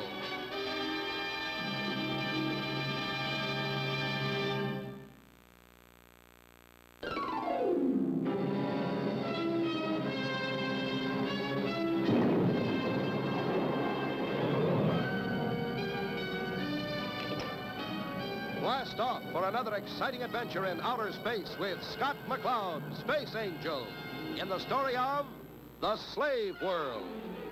Last time, Sesam, the ruler of Utopia, explained to Scott, Crystal, and Taurus how the neighboring planet Spartania orbited megatomic rays around the small planet.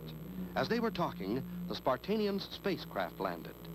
Those Utopians chosen to serve as slaves file on board to be taken to Spartania. Scott, Chris, Taurus blasted off for the neighboring planet. We're in free flight. This is going to be a short run. Old Sesam was sure upset about our going to Spartania. I guess he has good reason to be upset. The Spartanians must be terrible people. Can you imagine a slave state in the 21st century? There it is, altering course for orbital approach.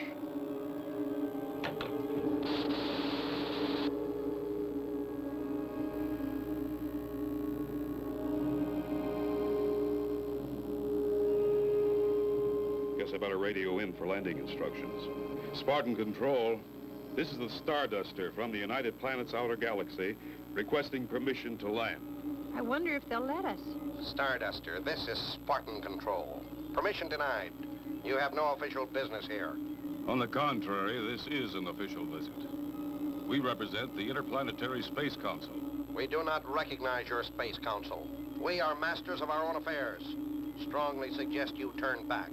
I wonder if they're as big as they sound. Starduster to Spartan Control. We're landing. Notify your superiors. Very well, Starduster. We'll give you a homing beam on interstellar channel. Stay on the beam. Your ship will be covered by disintegrating rays at all times. Well, now, that's what I call a friendly invitation. Stand by for vertical landing.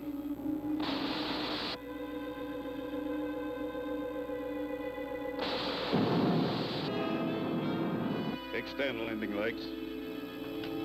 Landing legs extended.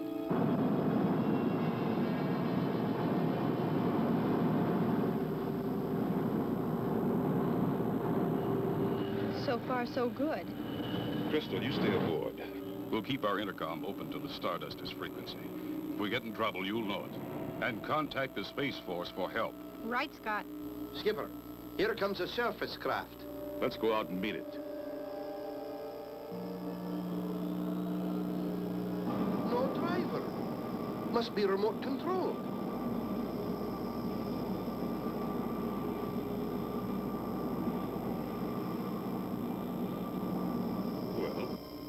Hop aboard, Taurus.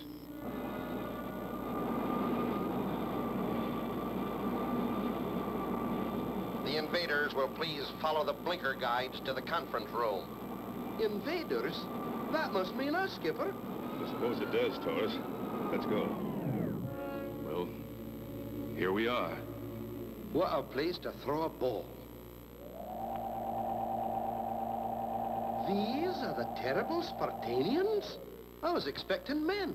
They may be physically weak, but remember their strength and intelligence. Well, intruders, state your business. What does your Space Council want of us? We've come to invite you to join the Interplanetary Space Council. However, we must protest your practice of forced servitude. We have no interest in your Space Council. By what right do you interfere with our affairs? for the right of individual freedom and equality. Spartania recognizes only the power of the superior mind. If it's power you respect, the Space Council has plenty of that, too. In other words, you intend to force us to give up our slaves? The decision to use force is not up to me, but we certainly must report to the Space Council what we found here. Fools, I can destroy you with a touch of my finger. Us, perhaps, but you'd have the whole galaxy to answer to. Huh. Very well. We accept the challenge. Oh, no. Mayday, Mayday. Starduster calling space control. Come in, please. Oh! You will turn off the communicator and come with me, Earth creature. Did the Space Control Center receive Crystal's message, or are Scott, Taurus, and Crystal completely cut off from outside help? Don't miss the next exciting episode of Space Angel.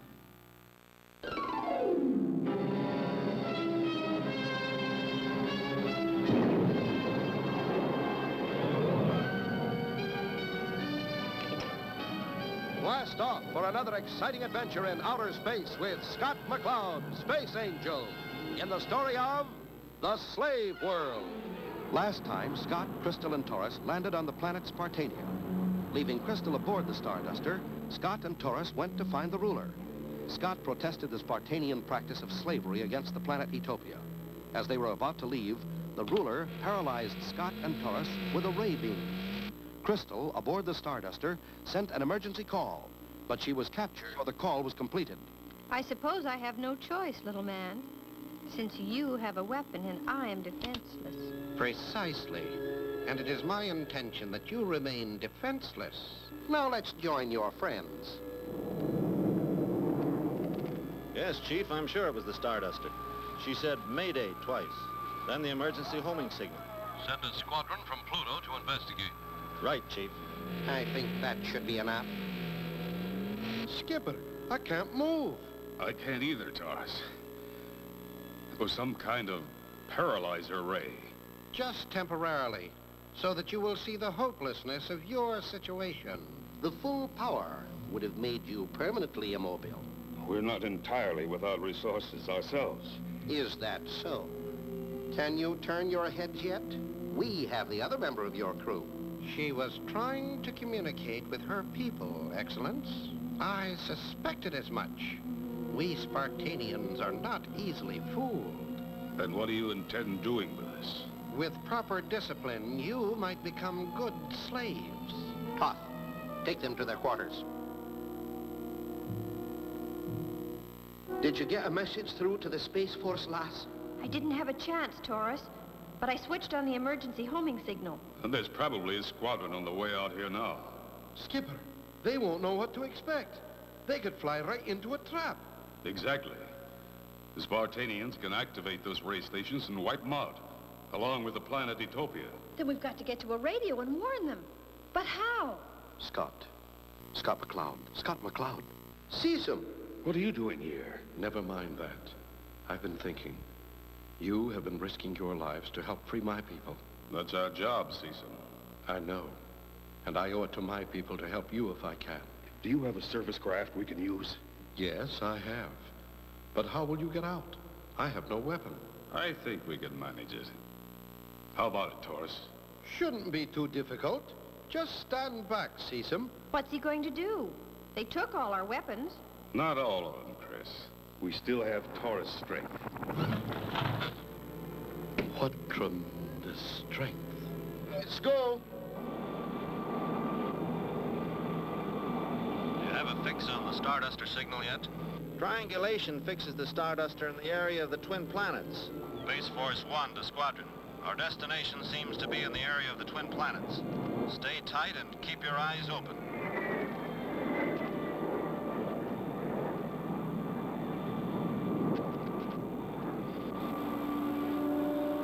Stay out of sight till we get through the city. We will. Don't worry.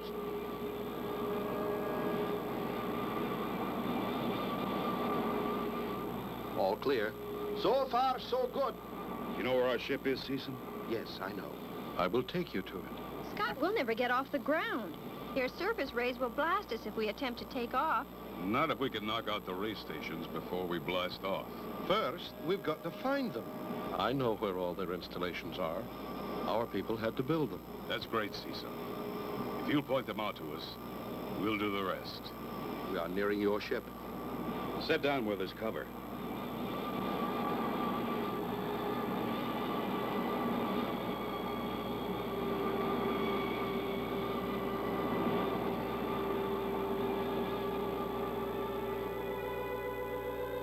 Your Excellence, the prisoners have escaped. The fools. They can't get off this planet. Notify all stations to shoot them on sight. What about their ship, Excellence? Cross the disintegrator beams over their ship. If they try to take off, their ship will become their tomb. What will happen when the Starduster blasts off into the disintegrator beams? Can Scott's plan possibly work? Don't miss the next exciting episode of Scott McCloud, Space Angel.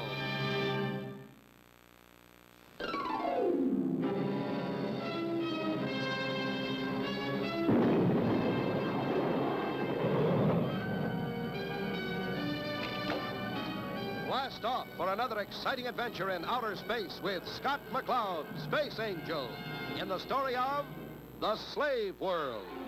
Last time, Scott, Taurus, and Crystal escaped from the Spartan dungeon and headed back toward the Starduster with Cecil. The Spartans, meanwhile, had crossed disintegrator rays over the ship, so that if they tried to get off, they would be destroyed. You know where the ray stations are that would be covering our ship? That strange-looking tower across the valley is one. Its ray is invisible. You cannot tell with the eye whether it is on or not. There's another one on the opposite side of the valley. I see. They've really got us boxed in. That's why they landed us in this valley. This is as close as we dare get with a saucer. You'd better take it from here on foot. Thanks, Season. If we make it, we'll be back with our Space Force. Thank you, my friends. I must get back now before I'm missed. I've got a definite fix on the Starduster homing signal. It's coming in from the larger planet. Keep trying to reach them. Aye, aye. Ready, gang? Aye, Skipper. Right, Scott. Should I radio the Space Force? No, Chris. If we started broadcasting, the Spartanians would know we're here and blast us before we could get a message off. I can see the rays crossed over us on the infrared detector. I wonder why they haven't blasted our ship. Either they don't know we've escaped yet, or they're just waiting for us to fly into the ray on liftoff. We'll blast them on liftoff, right, Skipper? Right. We don't want to give them time to put any other rays into action. Sounds like awful close timing. I hope we make it. Stand by for blastoff.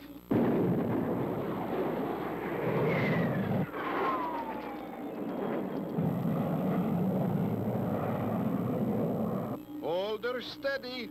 Now.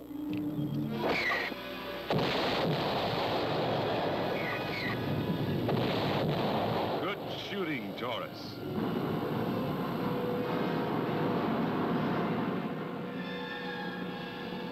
Starduster, this is Space Force 1. Come in, please. There they are. Chris, switch me to the Space Force channel. Space Force 1. This is Starduster. Over. Skipper, I've got him. Starduster, this is Space Force 1. What's the trouble? Space Force 1, this is Starduster. I have a target for you. There are 8 megatomic ray stations orbiting the small planet of Etopia. They must be knocked out. Use caution. They can be activated at any time. Try to hit them simultaneously. I'll keep them occupied down below. Roger, Starduster.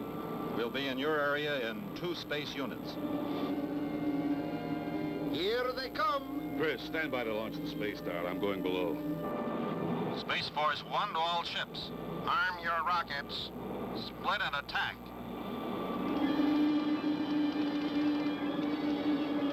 I'll take the one onto starboard. Roger, Captain. Boy, these things really go off with a bang. Just like the 4th of July. Like shooting fish in a barrel.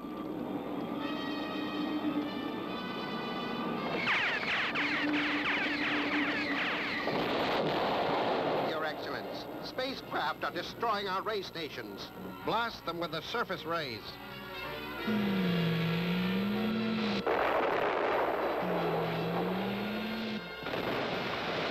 Skipper, the ray station got 2 of our ships. I'll get it. Blast off. Scott dives down into the Utopia atmosphere to blast the ray station. Watch out for that surface ray.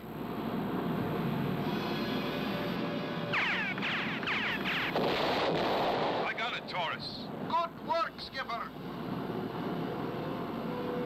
All orbiting ray stations knocked out. Any further orders? Move in and secure. And thanks, Space Force. I don't know how to thank you for securing the freedom of our people. It's our privilege. Freedom is one thing that's always worth fighting for. Make sure you never lose it again. We won't, Scott. The freedom that you and your brave friends have won for us will never be lost. Speaking of freedom, how about a leave, Skipper? Yes, I need time to get my hair done. To a woman, there's nothing more important than her hair.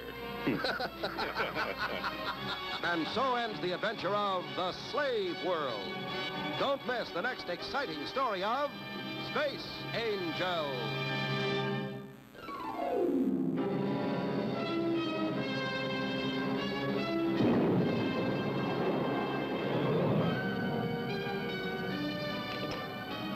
Blast off for another exciting adventure in outer space with Scott McCloud, Space Angel, in the story of The Exiles.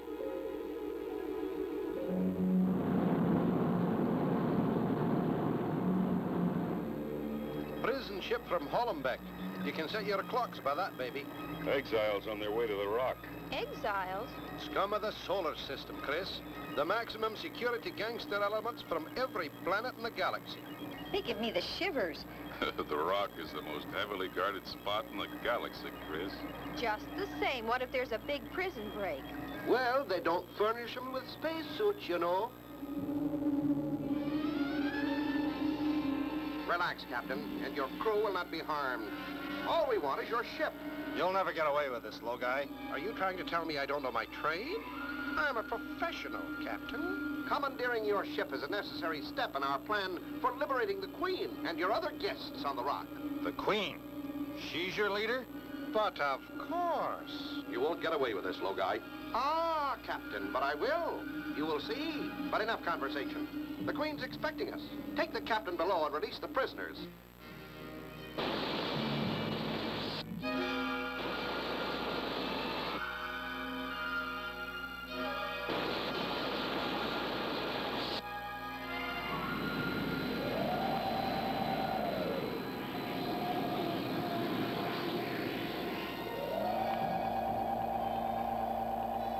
Hey, what is this? Where's the captain? You will please drop your blaster or you evaporate. Why, you... Get him! Now, round up the rest of the Boy Scouts and release the Queen. You idiotic fool. What kept you so long? I've waited for months. We were unavoidably detained, Highness. They questioned us for months before transferring us to this place. Be quiet. General, apprise this bumbling imbecile of our plans. Her Majesty has conceived of a means of making a rocket invisible. An invisible rocket? Yes. With such a craft, the riches of the universe will be ours. And with the prisoners of this asteroid supplying our crew, we'll have the most talented assortment of cutthroats ever assembled. But, Highness, what about the Space Angel? This Space Angel, he shall be taken care of. The Queen and her crew of cutthroats begin their patrol of the space lanes in the invisible ship, attacking the space freighters and taking their rich cargoes. Captain, there's a ship right on top of us. It came out of nowhere.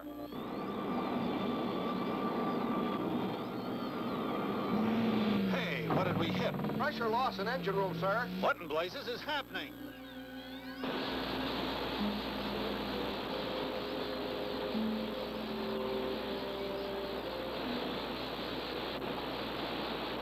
Space pirates! Help! Space pirates, break out the arms. That would be inadvisable, Captain. You will do exactly as we say, or suffer the consequences. What a haul, Highness! Plutonomite in liquid form! Hear that, my dear General? Plutonomite. It's only the beginning, Highness. Only the beginning. The invisible ship has no trouble sneaking upon the unsuspecting space freighters. By the time the crews realize what is happening, it is too late. C4, X Bravo. We're being hit by space pirates. Chief, we have a mayday from C4X Bravo. They say they're being attacked by space pirates. Space pirates? Get a squadron out there on the double. Heavy freighter 450, Mayday. Space pirates, Mayday.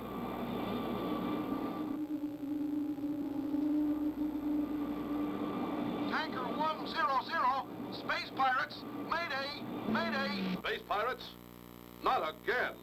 How many is that? 7, sir. 7 acts of piracy, and our Space Force can't find a thing. Dispatcher, get me the Evening Star. I want to talk to Scott McCloud. Can Scott McCloud succeed in finding an invisible ship in space? Don't miss the next exciting episode of Space Angels.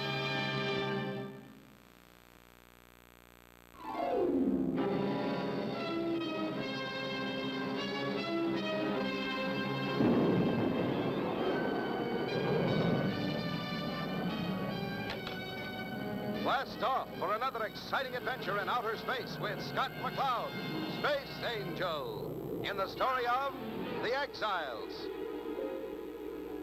Last time, as the prison ship carrying the most hardened criminals in the galaxy sped past the Evening Star, headed for the prison asteroid, the Rock, Logai, a dangerous gangster, commandeered the ship. He landed on the Rock and released the evil Queen Zora and the rest of the prisoners. The Queen and her general had completed plans for making an invisible rocket ship. With the released prisoners acting as crew, the Queen and her invisible ship hijacked 7 spaceships in the area. The chief of the Space Force put a call through to the Evening Star to Scott McCloud.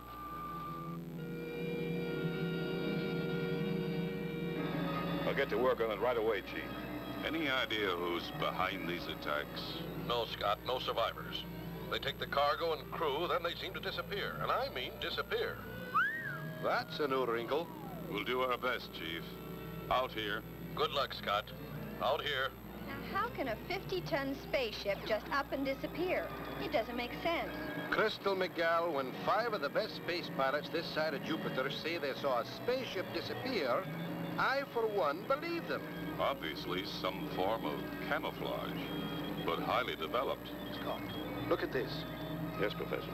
There appears to be a set pattern established here. Each cargo vessel was attacked in 1, 3, 5, 7, and over here, 9. What do you make of it, Professor? There are 2 possibilities offered.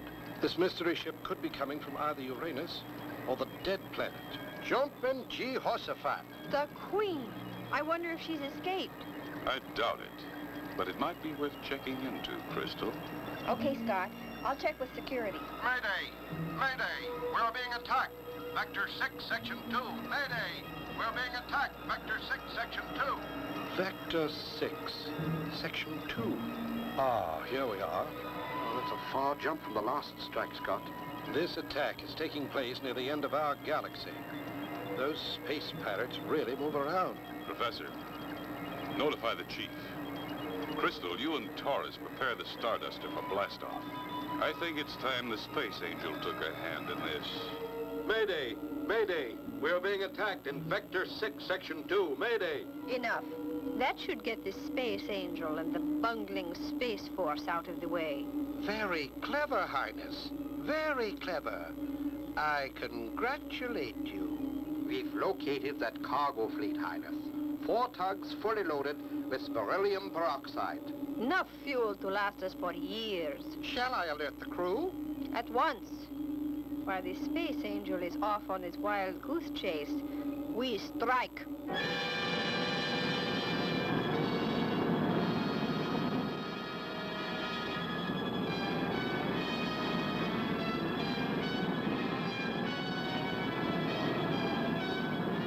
Not even a meteorite, Scott. I've never seen so much nothing, Skipper. Stand by. We're heading back to our own system. I think we've been duped.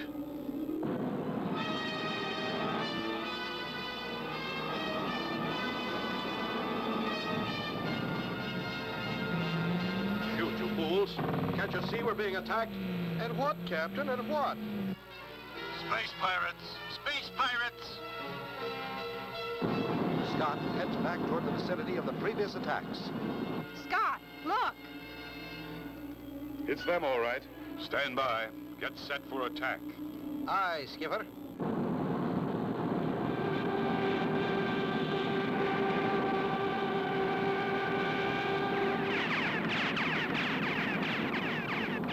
Another ship, Highness. Look, it's the Starduster. Quickly, cut the lights and engines. What the? She disappeared, Skipper. What now? Keep your face in that scanner. We'll close on the area where the ship was. Highness, look. He's maneuvered alongside. He can't see us. The fool.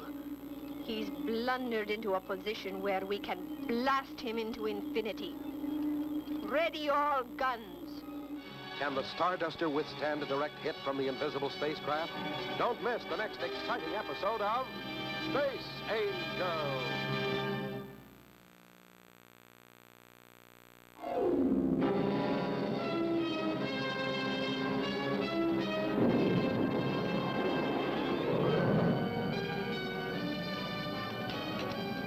Blast off for another exciting adventure in outer space with Scott McCloud, Space Angel, in the story of The Exiles.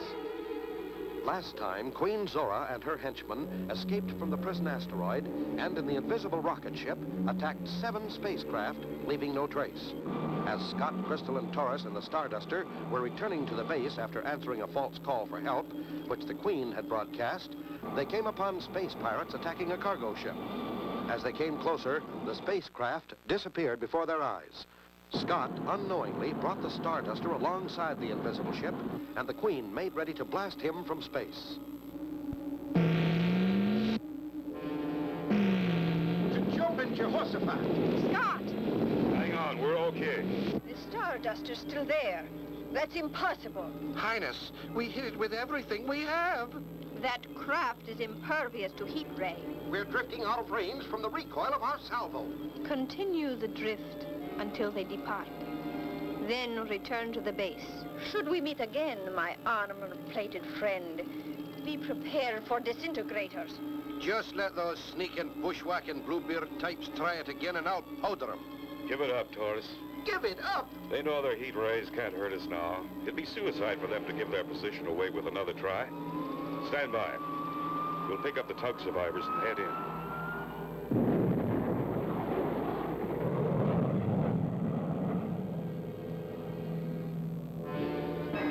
A ticklish situation, to say the least. You mean you watched it disappear? That's right. Aye, and in the nick of time, too. I had him right in my sights. Scott, message from the chief. Evening Star here. Go ahead, sir. We have just learned that the Queen and her general have escaped from the rock. They've released the other prisoners and destroyed the communication system. I am convinced she is at the bottom of this piracy. If she's escaped, there's no doubt about it, Chief. This is the break we've been waiting for. Right. And you'd better work fast. Will do, Chief. We'll take off immediately from the dead planet. If the Queen's still using that hideout, we'll get word to you. Okay, Scott. We'll wait to hear from you. I'll send a Space Force squadron to that vicinity in case you need help. Out here. Out here. So, the Space Angel is coming to visit us, eh? That is good. That is very good indeed. You are to be congratulated, General. Discovering the Space Council's ultra-frequency allows us to obtain information that is indispensable. I am pleased, Your Highness. Your Highness no doubt has a plan. Of course, Logai. We will eliminate the Space Angel once and for all.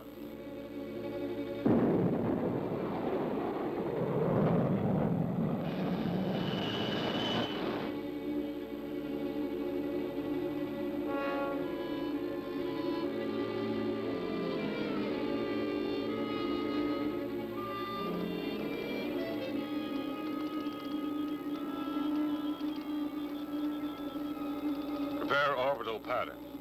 We're going to leave the Starduster upstairs while we investigate. Leave the Starduster, but... Yes, we'll take the landing sphere. Not so much danger of being seen if they are here. Right, and we can always land the Starduster if we need it. Let's go.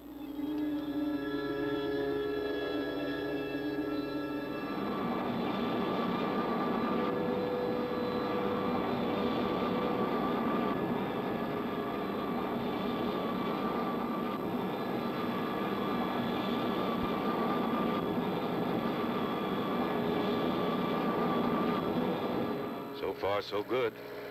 Scott, look! Welcome, Space Angel. You will please retreat to that cave entrance on your left. You have 10 seconds to get away from your landing craft. She's got us for sure now, Skipper. Better do as she says.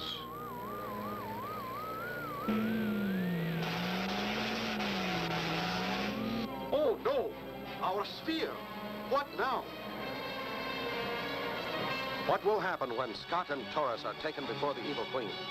Don't miss the next exciting episode of Space Angel!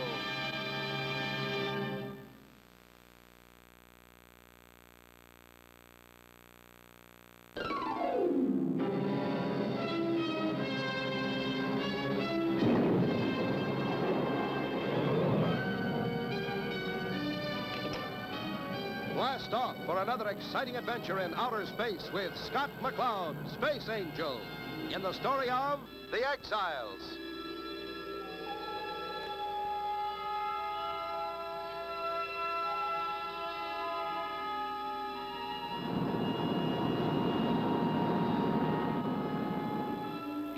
Last time, Queen Zora intercepted a Space Force message ordering Scott McCloud to blast off for the Queen's hideout, the Dead Planet. Scott, Taurus, and Crystal sped on their way. They left the Starduster in orbit and landed in a space sphere, where they were met and captured by a robot. So, Space Angel, we meet again. I have anticipated this moment for a long time. Can't anything stop your evil shenanigans? You pig! How dare you talk thus to our queen? Logai, that will not be necessary. The worlds of the solar system have been alerted, Queen Zora. Why go on? You can't possibly fight us all. It is your solar system that must beware. I now have an army of the most violent creatures from all your planets. They anxiously await the moment to attack. There are many among your peoples that they wish to meet. I see. You are a fiend. Steady, Chris. Highness, let's put them away. We have much work to do. Patience, Logai. I must savor this moment. You see, we shall never see these Earthlings again. Throw them into the dungeon. I have a rather unique plan for getting rid of my guests. The 3 Earthlings should appreciate such a unique experience. The switch, General.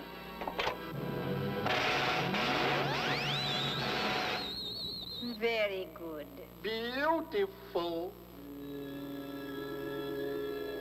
First thing we better do is land the Starduster. That's kind of risky, isn't it? It's a risk we'll have to take. You're always one jump ahead of me, Skipper. Yeah. Now we're ready.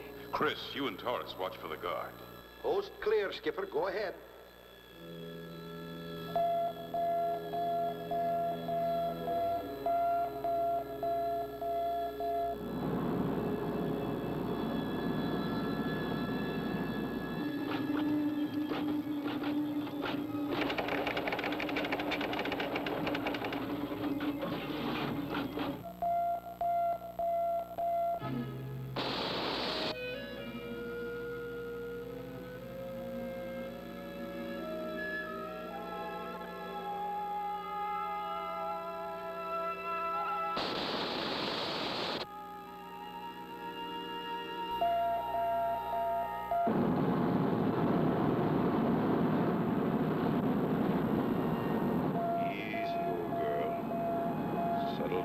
Easy, like.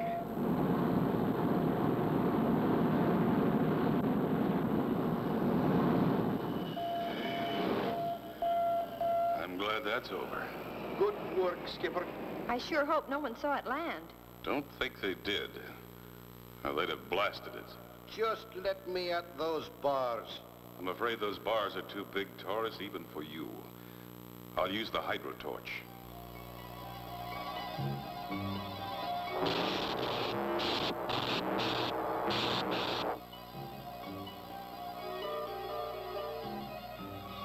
All clear. You two get to the ship. Taurus, get our weapons and come back here. Chris, contact the Space Force and stand by to lead them in. I'm going to do a little snooping. To you, Logai, goes the honor of escorting our guests on their last walk. A pleasure, Highness. Will you accompany me, General? Of course. But keep your blaster ready. The Space Angel may have a trick up his sleeve.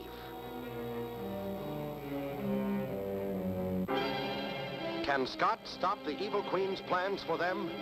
Don't miss the next exciting episode of Space Angel.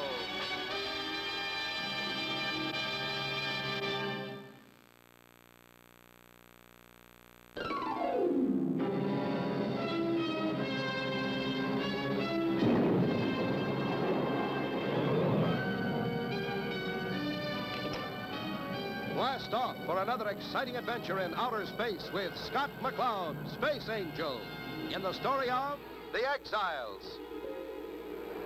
You remember last time, Scott, Taurus, and Crystal were captured by the evil Queen Zora on the dead planet. In the cell, Scott landed the Starduster by remote control. And then blasted the bars with his hydrotorch, just as Logai and the General, with guns drawn, approached the cell door. Skipper, you in there? Come on in, Taurus, before you're spotted. Chris got the Space Force. They'll be here in a couple of hours. What'd you find out? No clue to the invisible ship. I scouted 2 of the passageways. Their main force seems to be... Shh. They're coming. Let's take them, Taurus. I've got a plan. You 3 Earthlings will come with us to the Queen's chambers. Stand away, big one. I wish to talk with the Space Angel. I refuse to move. Blast him, General. It's a pleasure, Logai. Not even a goodbye, General? The Space Angel. Drop your gun, General. All right. Your little game is over. The Space Force is on the way. Now, back out the door. I said move. The door? What happened? General tripped that metal door and got away. General, what have you done? This is Logai. Don't leave me. Skipper, the General. He'll sound the alarm. Taurus, tie Logai up. I'm going to blast the door. The Space Force! You stupid fool! We must escape! Quick, to the ship! But the army, Highness. They must be warned. And Logai... Logai and the army are the price we pay for your bungling. Now, get to the ship. Quickly, into space, where we cannot be seen.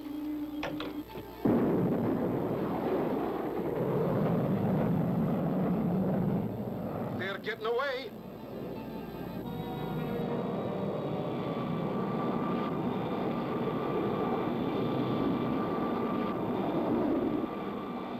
Let's get back to the Starduster. We've got to stop her.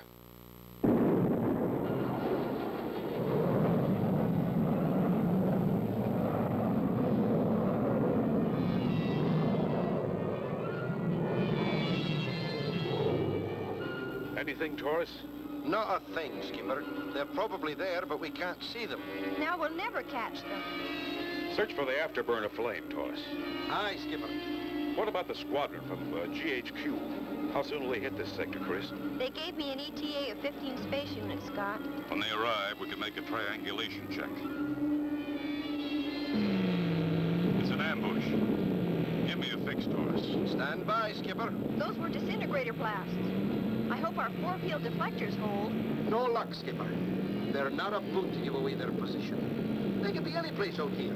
They're probably moving in for a closer shot. Chris, check the constellations on the port side. Taurus, check on the starboard side. Okay, Skipper, but I don't get it. You will, Taurus. That is, if it works. All set, Scott. Check, lad. Go ahead. Capricorn. Check. Sagittarius. Check. Aries. Check. Aries. Aries?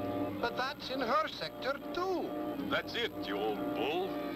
Let's see you place a bullseye right in the center of that constellation. Skipper, have you lost your bloomin' mind? How can you hear constellation? Do as I say, Taurus, quick. Okay, here goes.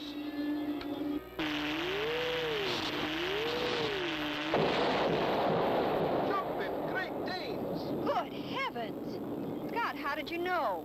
Simple enough. When you and Taurus both spotted Ares at opposing ends of the galaxy, one of them had to be a fake. Sure.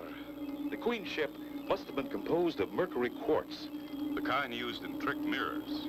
Why, sure, the whole ship was just a big, fancy mirror. That's what made it invisible. It reflected blank space.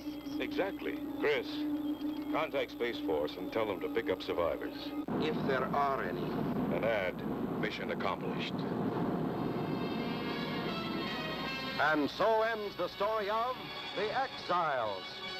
Don't miss the next exciting adventure of Scott McCloud, Space Angel.